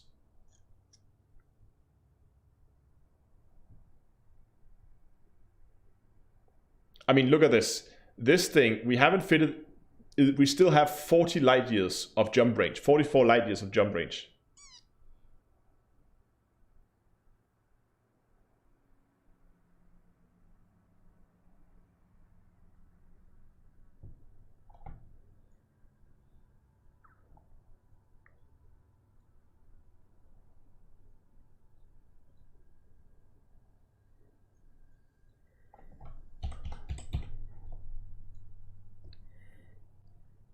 Heavy duty deep plating. Like so. I mean, 5,000 hit points across the board. Over 2,500 hit points in raw. With most resistances getting really close.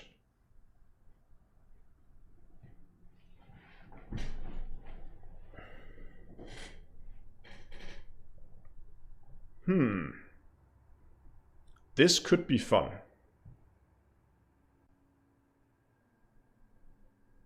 And then in the last one we fit a AFMU, which does take a, no, it's actually not too bad. We should be B-rated.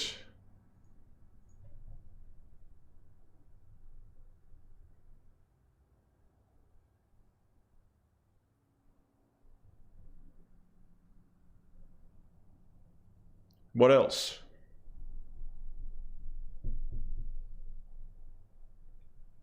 I know we have no module reinforcement, but again, hopefully we're not going to be shot at. And we have an armored power plant, which would fit really nice with this build. I mean, it's heavy, but we're still jumping almost 44. Unladen.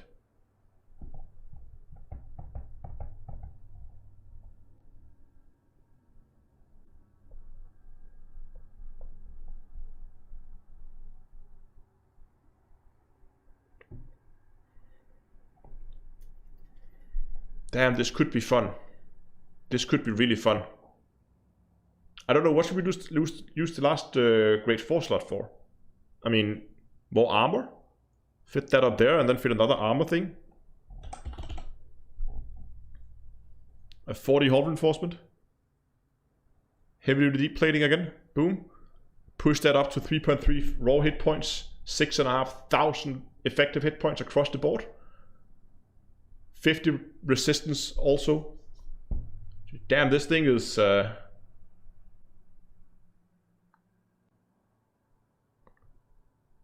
Guardian FSD. No, a Guardian FSD booster. I don't need a Guardian FSD booster. Look at my jump range. 42 light years. And with a total range of almost 300. This is a combat ship, remember? It's just going to run around the bubble. Could you use low emission power plant and then Guardian power with the AFMU off? Okay, let's try it. So if we go and cycle the AFMU. So that is off. And then swap this one out. Oh, we haven't put any experimental on this. We could put thermal spread on it to lower that even more. But what would happen if we began to play around with...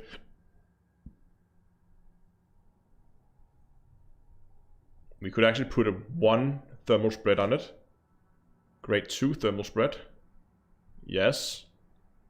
Not thermal spread, low emission.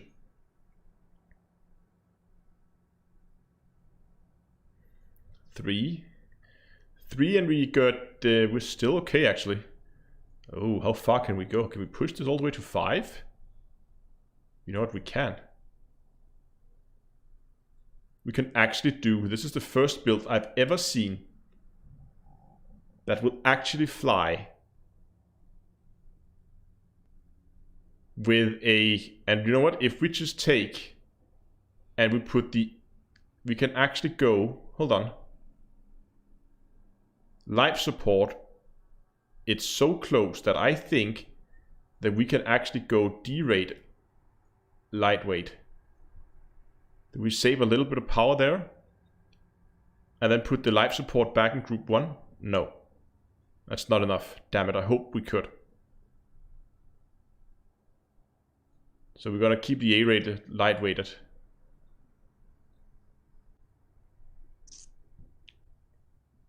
This thing is gonna be running cold.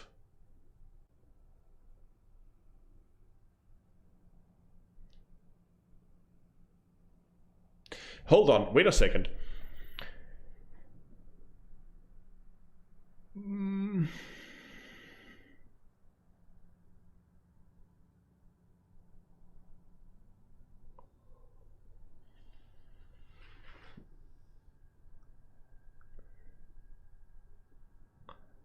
Dunkler, a question on GameGlass. Did it mess up my hoster settings or not? No, not at all. It made a separate setting for... it makes a separate setting thing for your... and then you have to manually go in and merge it with if you use custom settings.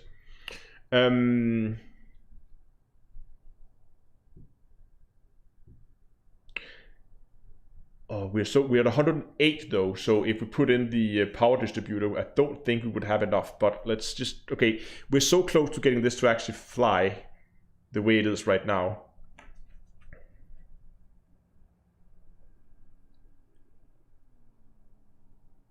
Yeah, you know what, this is a, yeah, but okay, do I need a class 4 AFMU, but we already have the AFMU turned off, right? Here's an idea though. Turn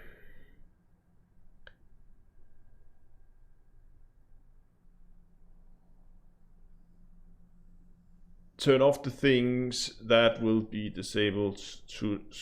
Here's the thing. What if we don't silent run, but we just... Because silent running is effectively just running 0 heat at all times. But... if I turn off the railguns, I can not quite keep this firing, but it's damn close.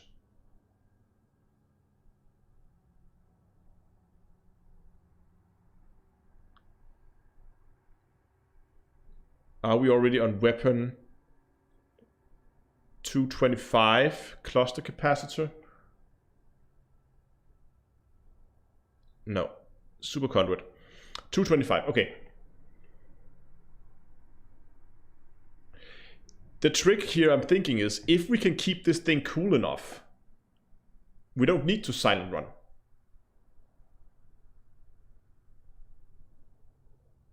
We might be able to just keep it low.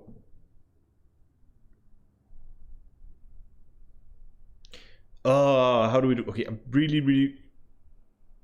Hold on, what happened here? Oh, I turned off the railguns. Yeah, okay, of course. Railguns back online.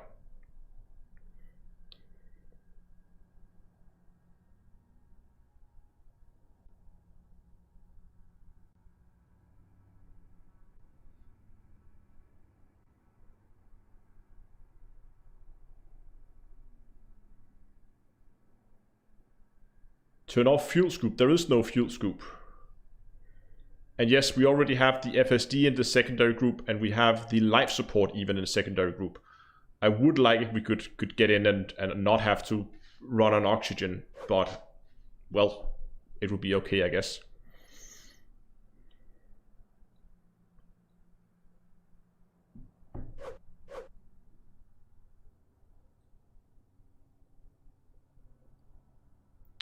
Does the beam laser need to be class 3? No, but I really don't want to put, like, leave damage on the table. And what do we have here? We have 76 total damage.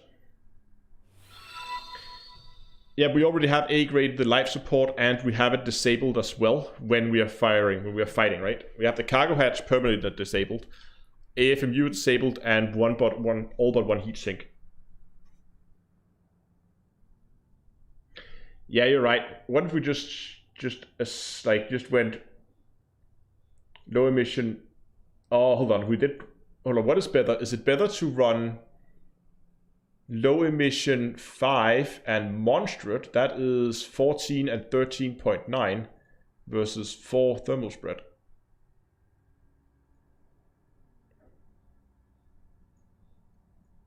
$14 and 13.9.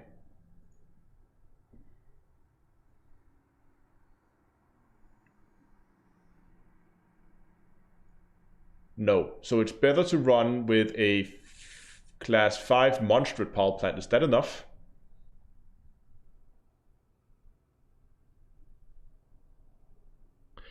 Okay, now we're getting in the range below the 4% mark, where we're actually beginning to look at what is the rule here? Oh, fixed beam lasers uses less power.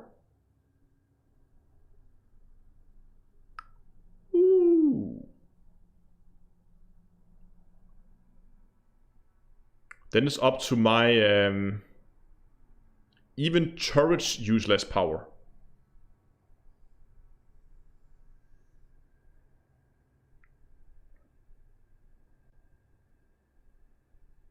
But then it's up to my firing skill to be able to stay on target with a fixed beam laser at range.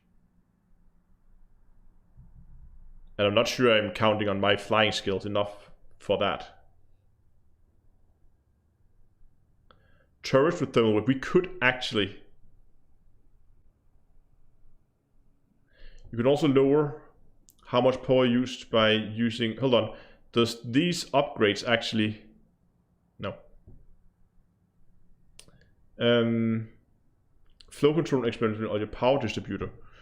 Yeah, but I don't want to change my power distributor because that's gonna cut into my my firing time on the laser.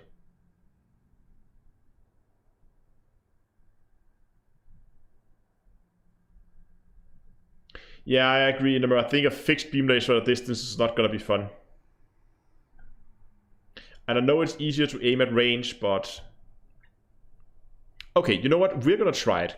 Damn it, we're gonna try it. Long range fixed beam laser with thermal vent. If not, I just have to get good. But it's still not enough.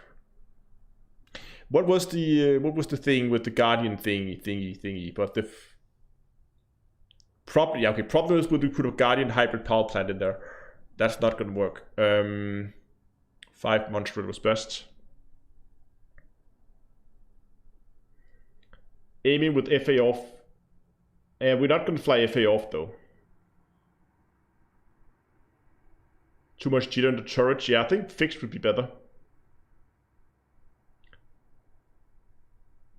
Yeah, exactly. I am going to be flying backwards.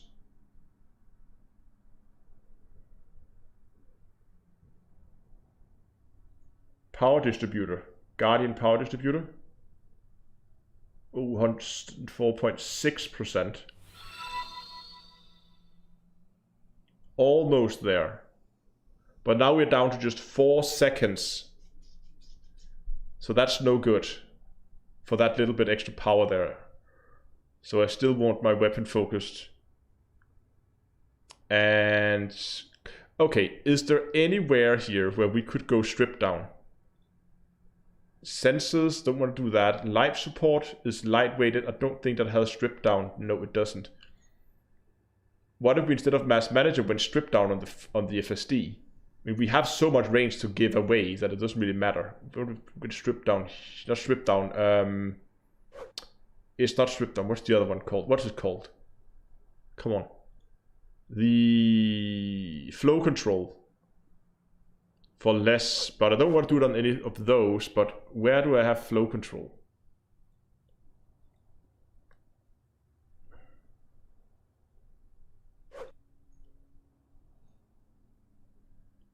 I have flow control on the power distributor, but then we get into the same issue. Oh, what? What? 11 seconds on flow control?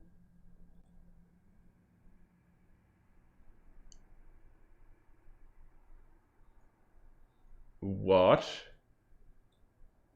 Did that give me absolutely nothing? Hold on. Weapon focused is 11 seconds. Super conduit is 11 seconds. That doesn't make any sense. But it's because the cluster capacitor 12 seconds. But if I go flow control on the power distributor, I'm still at 11 seconds. I think it's because the... Oh. Now we're getting somewhere.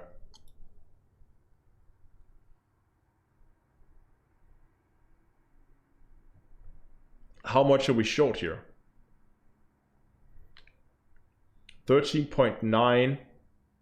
We're like 0.3 megawatts short.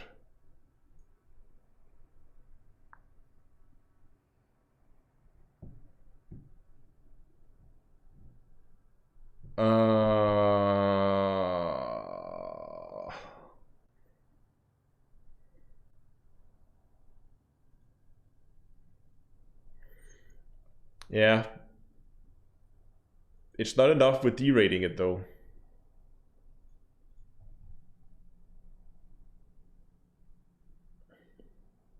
Unless I could now leave life support. Yeah, you're right, it could be right. I could now leave life support in.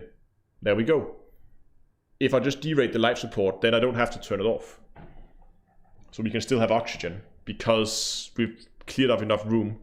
Now we actually have a little bit to spare. So now we might actually be able to get that cluster capacitor back in there. Yes, we can.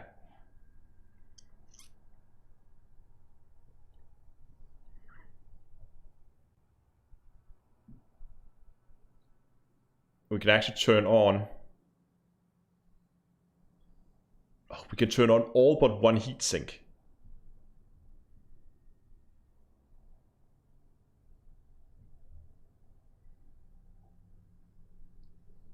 That's not too bad. All but one heatsink is pretty good. With the AFMU offline as well. And the cargo hatch turned off, of course.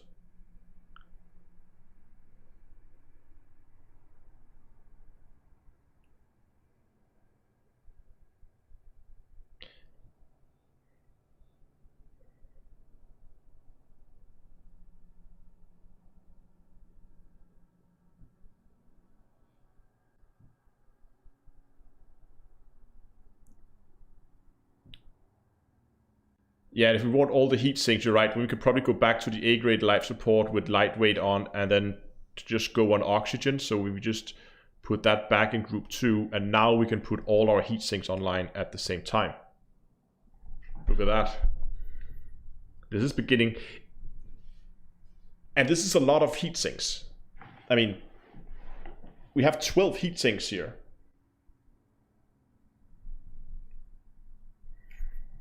And yes, I know we're gonna turn off our... yeah, FSD is gonna go off and the life support is gonna go off when we... see, no, we can't do that. And we can't do that. No, we have to use both of those.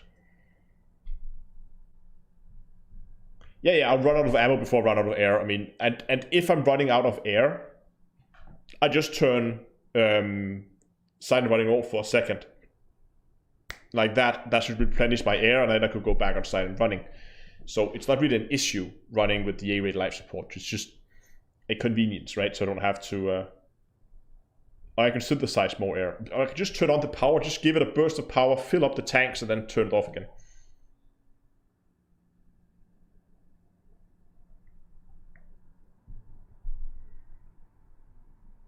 You know what? This is actually worth a try.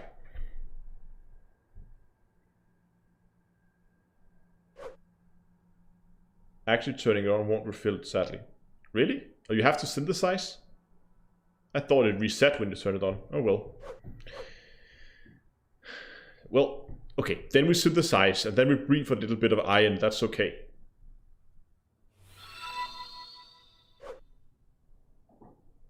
It's very rare I make builds that requires to run on oxygen.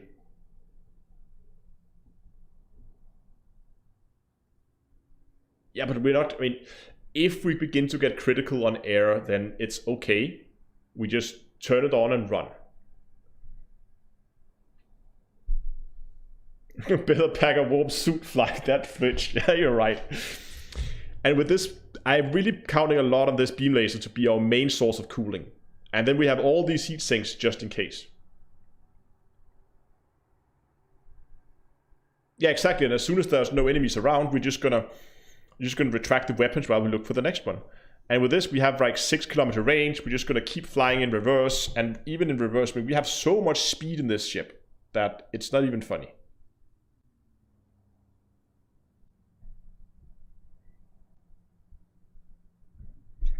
You know what? I'm gonna save this. Let's put it on the bookmark bar. There we go. And in case anyone's interested, I'll post a link for this.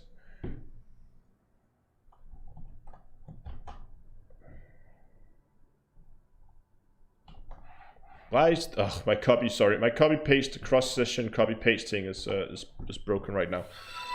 Synergy is really nice when it works. So there it is copy pasted, but I can't. Okay, hold on a second, Donglo. I'm just gonna forward this to you, so you can you then give it in chat maybe. If I just run over here and then find Discord here. There's the build link for you. Okay. I think this could actually be fun. I'm not sure if it's gonna work, but I am gonna give it a go. So what we're gonna do now is we're gonna jump back in here and we're gonna get back to Shinrata and we're gonna get this thing built. Let's get this back and this. 2 jumps. Let's go. Frameshift drive charging.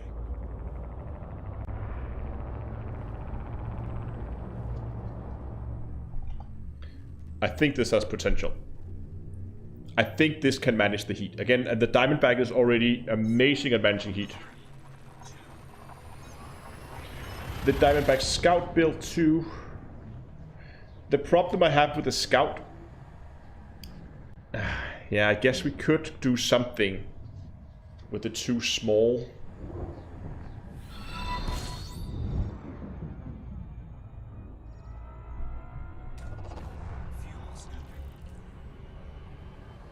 Okay, maybe the Scout is not as bad as I first thought. You know what? We're just gonna quickly try to do the Scout before we build anything. Let's just get back to Shinrata, and then when we're docked there, we're gonna go and we're quickly gonna try to do the Scout. So we're just gonna quickly go and upgrade some stuff here while we're flying. Power distributor is gonna be weapon focused, and maybe, we don't know yet.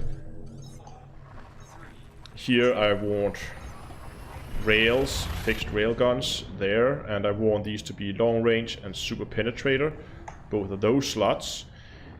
What do you guys think for the scout? 1 or 2? Hold on, how much was the damn DPS difference? Significant. Okay. What do you guys think? Should we do 1 or 2 cooling beams? I'm almost thinking 2.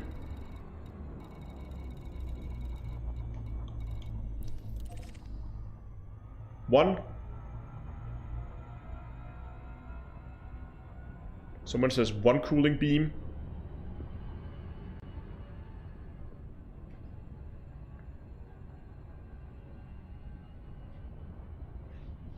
Someone says 2 cooling beams. Okay, I'm gonna... Hold on, let's try this. Beam first here. Let's just try to put both of them on just to see long range.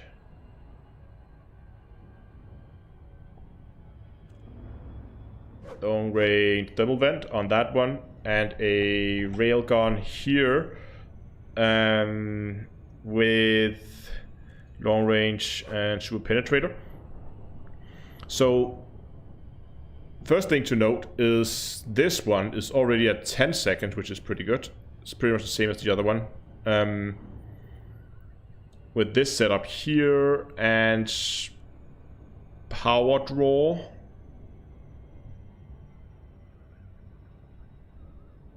Power draw is significantly higher on the railgun, so I think I'm gonna try to go with 2 beams. But is that harder on? That's harder on that capacitor there. How long can it fire if I'm not firing the railguns? 17 seconds. If I only have 1 beam, infinite. Okay, so I'm definitely gonna go with 3 rails. Rail, fixed railgun. Long range sewer penetrator. How are we doing in game? Have we overshot the station yet? Yes, we have.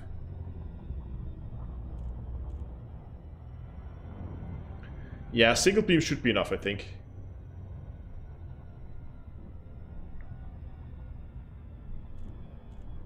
You cannot imagine how many times I'm doing this, where I just spend basically 15 minutes just flying around the station, where I'm just, okay, I'm just gonna put this in, fly slower, then tap out, do something, and then come back, and then, okay.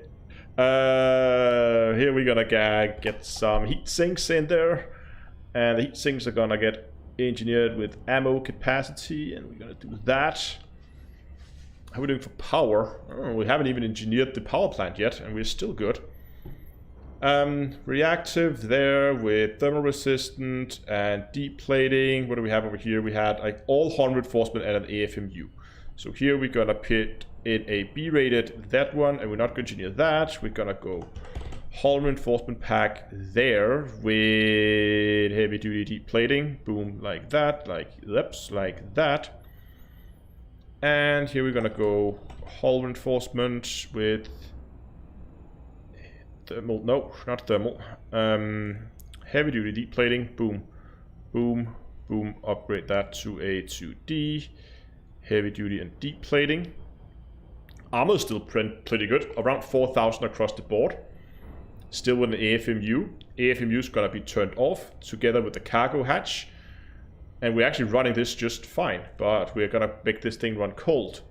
Really cold. So we're gonna go and we're gonna put a low emission on this. A low emission monstrate maybe, is that enough?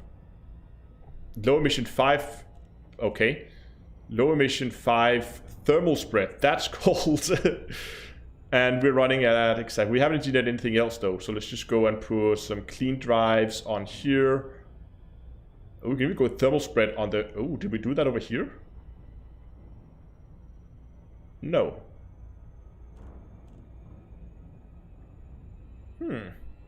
Interesting. Drive distributor, let's just do that for more speed. Frameshift drive is increased range with deep charge here. Overshot again. Okay, I'm just gonna get into this in station.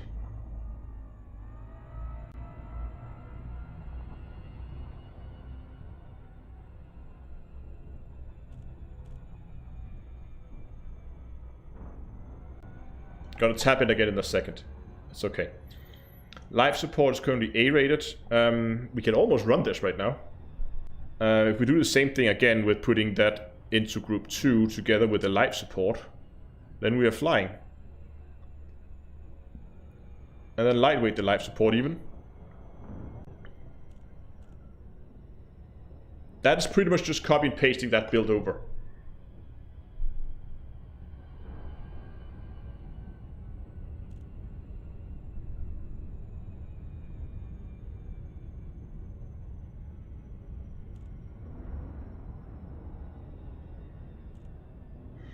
Yeah, Ninja, you're right that the fast boot on the FSD will help me if I need to run away, but if I need to run, I'm running at 525 meters a second.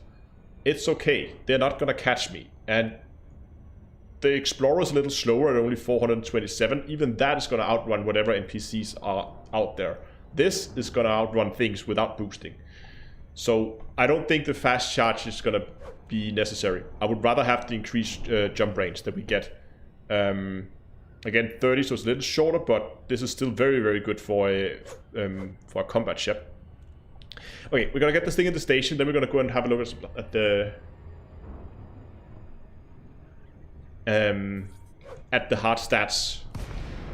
Obviously, less armor, more speed, but frankly, I am in favor of more speed because that means we can also almost. Hold on, was it actually faster without boosting? 27. Yeah, okay, it's also significantly faster without boosting. That also means we're gonna have more reverse speed if we're not gonna go FA off. If we wanna actually have FA on, then we can just hit reverse and request dock. Oh, this thing is drifting.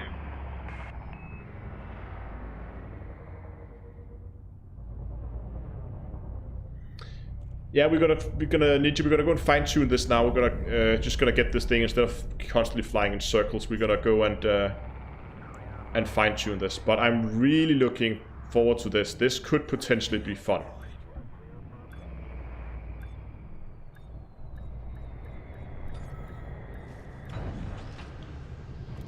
Okay.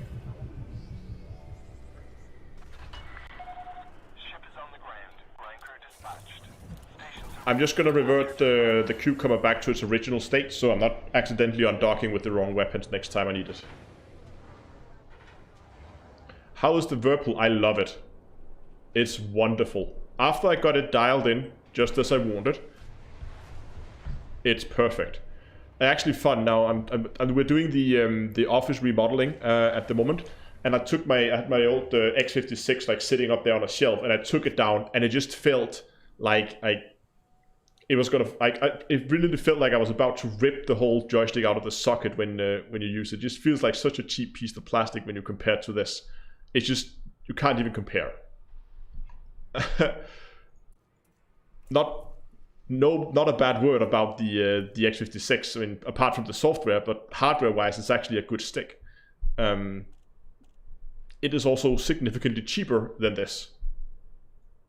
I will do a full review on the Whirlpool stick, but fleet carriers happened, so yeah.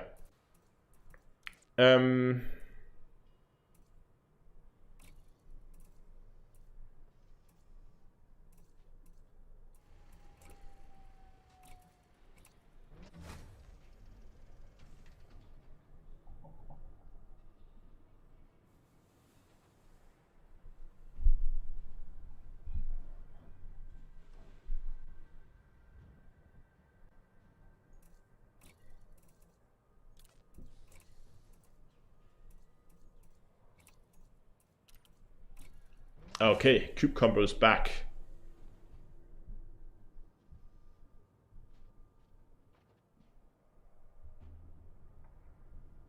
And I'm also planning to do a, there was someone who requested it, and it's actually a really good idea. I'm gonna do a 2-year review of the X56, where I'm gonna go over, like, I did a review when I got the X56 about 2 years ago. But I wanna do another review now, 2 years down the line. To see, like, what do I think about the joystick now, compared to back when I got it. How did it hold up after 4 years? What broke and what is still working? That kind of thing, right? Okay, let's go and have a look at the two builds here.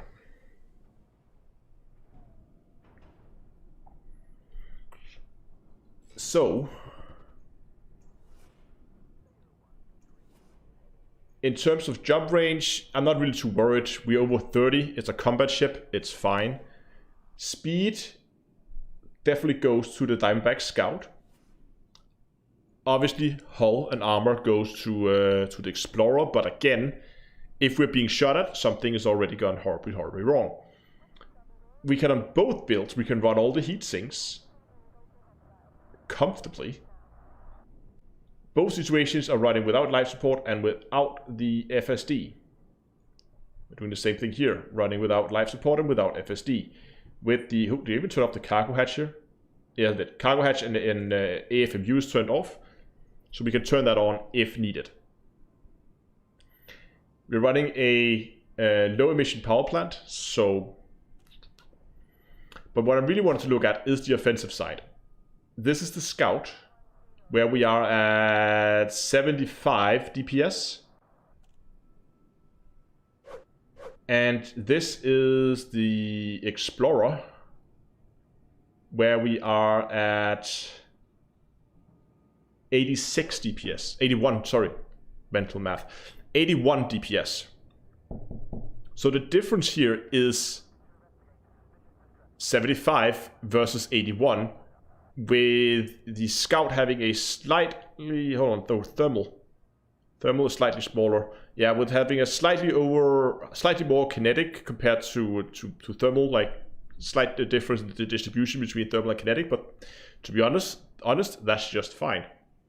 With me at least. So I would actually say Scout looks like a really good option. Does the power plant still hold on at the... Okay, so if the... Oh, that's a good point, really. Hold on. So how do we get the AFMU on? Yeah, because if I need the AFMU, right?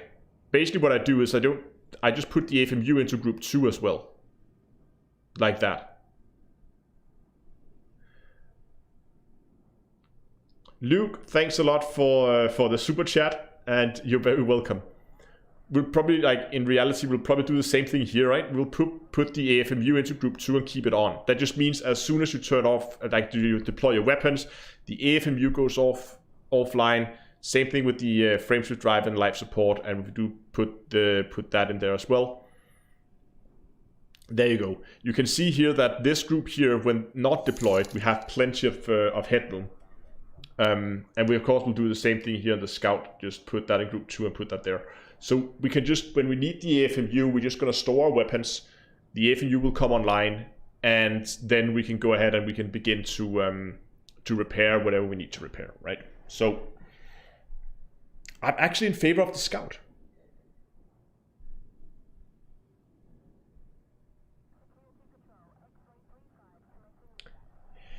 If I move the frameshift drive and life support to group 3, then I can use the FMU? I don't think so. No. I don't think I can take... Nope. Nope. Nope. Nope. I need all 4 in group in a group 2.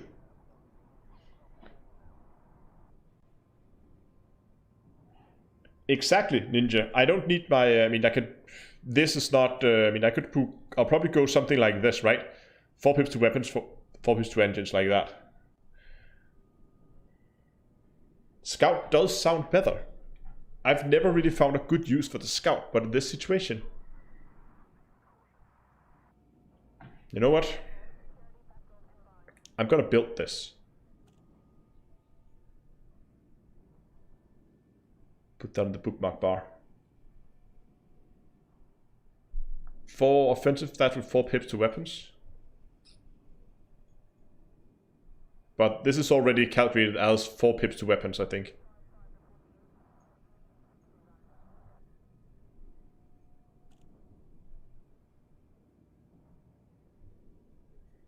Boost interval 8 seconds on the Explorer. 9 seconds on the Scout, it doesn't matter, that's fine. So yeah, this is already...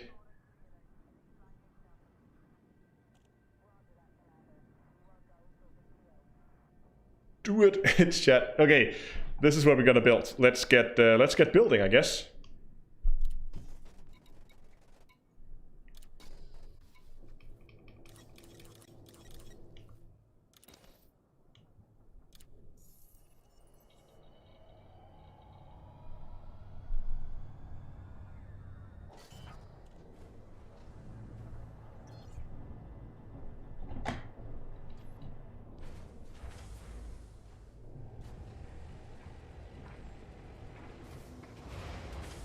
Got that little thing.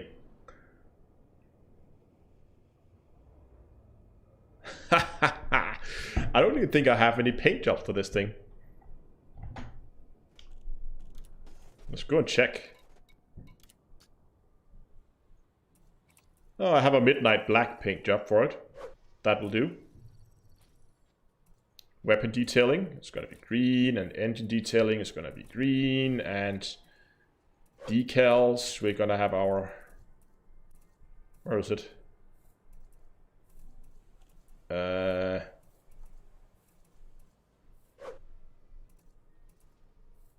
it is. I would say, did someone take my triple elite decal?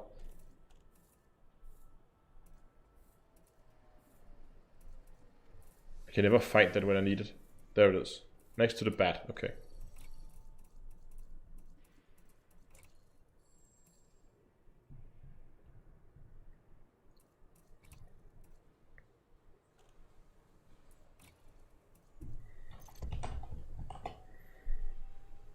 Gonna give it a name later.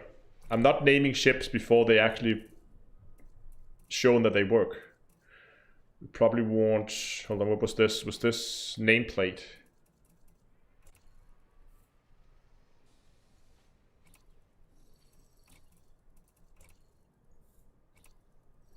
Ship ID.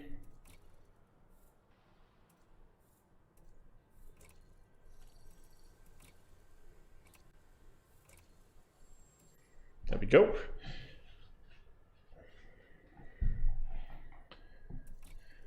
Slot 1. Where's Carlos? There's Carlos.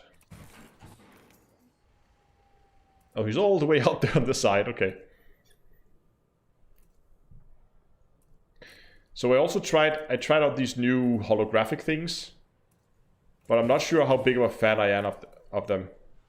I'll show you why in a second.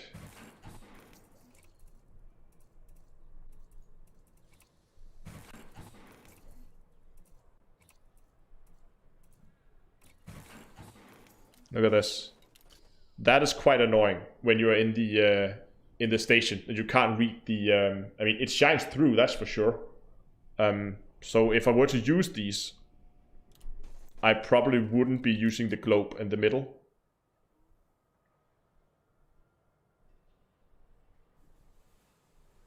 Come on.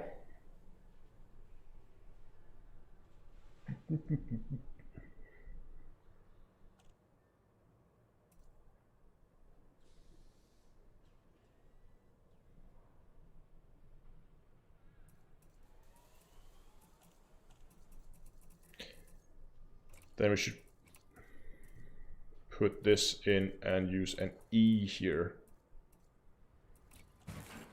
I mean, the good thing about this is it really shines through the, but you can't read. You can't read what it says on the station name now. But I guess maybe that's okay. I don't know. Maybe I just have to get used to it.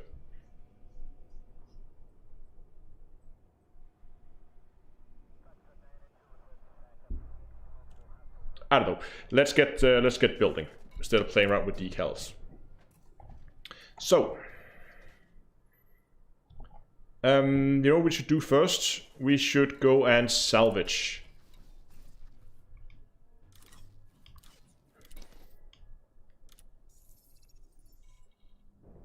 What's wrong with E? Nothing's wrong with E. You can see this one, they're much more subtle there in the background because they're not lighting up.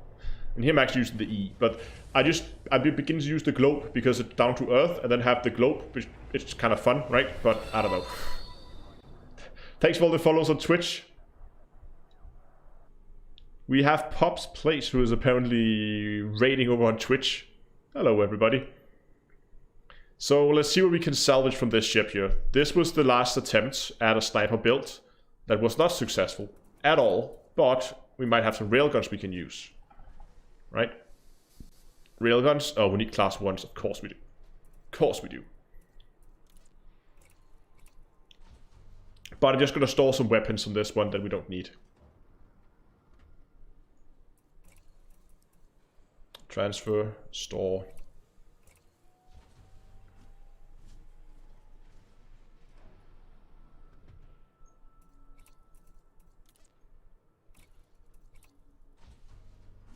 Like so.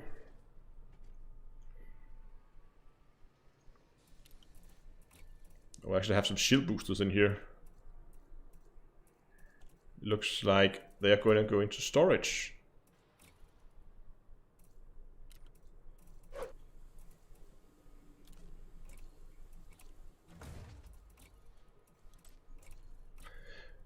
So I can use those in future builds. Basically, I'm just going to salvage everything I can from this build that's not necessary to keep the ship flying.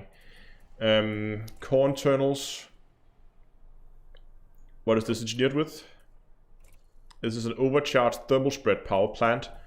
We need something else, right? Yes, we need low emission, so that's no good. We can't salvage that. Frameshift drive is going to stay in here. Life support is going to stay in here. 4, we need a class 4 power distributor. No, we actually need a class 3 power distributor. This one needs weapon focus cluster capacitor. And this one has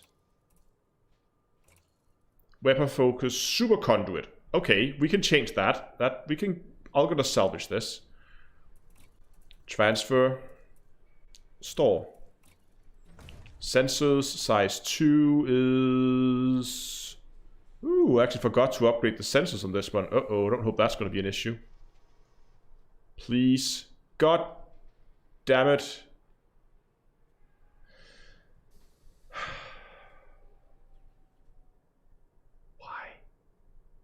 Why? Oh, I forgot the sensors. Okay, A-rated, long-range sensors. How are we doing for power?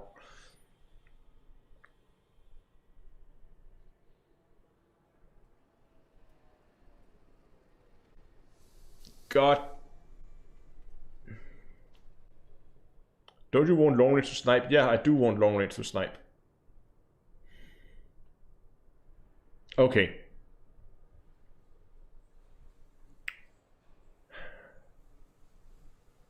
Let's do this, guys. How do we save? What are we doing for power here? Let's just turn everything off in group 2 so we can see. We are using 13 point... Oh, hold on. Are we using thermal spread on the power plant? I think we are. Let's just go monster it. And we're flying again, right? Yes, we're flying. And nope. And nope. Nope, nope. Nope. Nope. And nope. Okay. I could turn off a few heat sinks. I mean, if I really was short on space, I could just turn off like 3 heat sinks, but it's nice to have all of them on, so I don't... Did I put it in the D2A folder? I did. Mamba. Oh, yeah, that was the snipe winder everybody was talking about. There's different builds here. Hold on. Just get rid of those for today. Delete. Delete. And delete. And then add that back in there. Okay.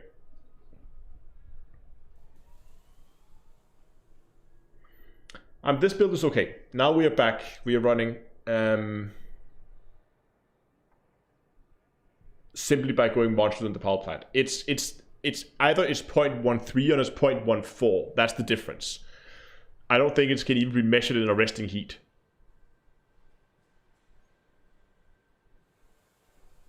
No, you see? Okay, you can't see the resting heat. Hold on, give me a second. And I know this one may not be right. It does says it's in beta, but this one's currently calculating our resting heat as 30.03, with monstrate being the same. I don't know if we can count that, but I'm just gonna go monstrate with it, and then we have enough power to keep those sensors going as well.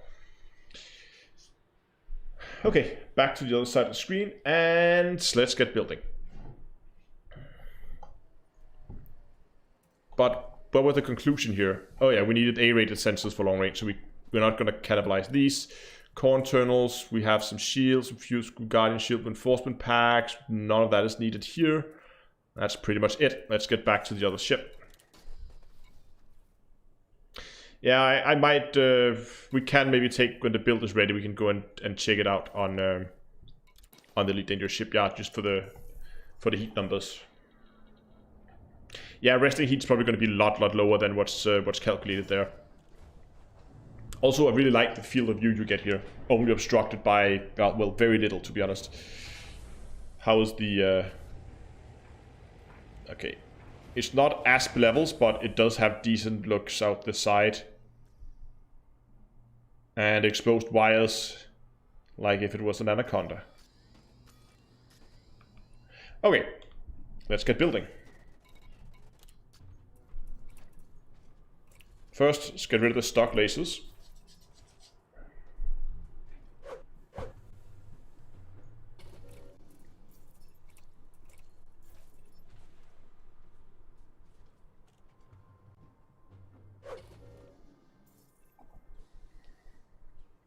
But Ninja already have, the current build, all 4 heat sinks are already online. They are all online right now in the current build, and this one will take off.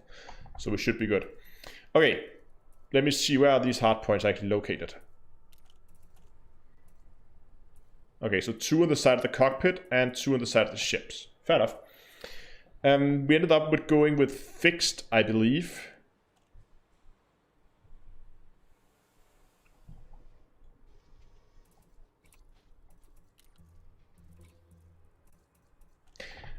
Okay, hold on. Can I squeeze in a gimbal? I just want to see if I can squeeze in a gimbal. Long range thermal vent. Yes, I can. Okay, then I'm going gimbal. Was it gimbal before? I can't remember. No, it was fixed.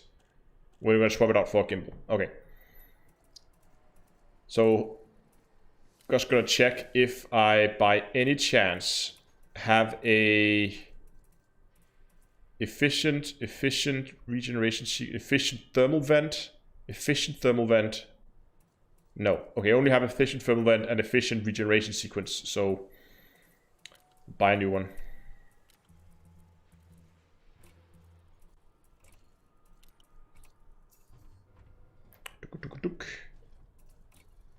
Here we know we have railguns. Long range super penetrator railguns. I don't think I have any small ones. I have Kuto scramblers. Mining lances. So no.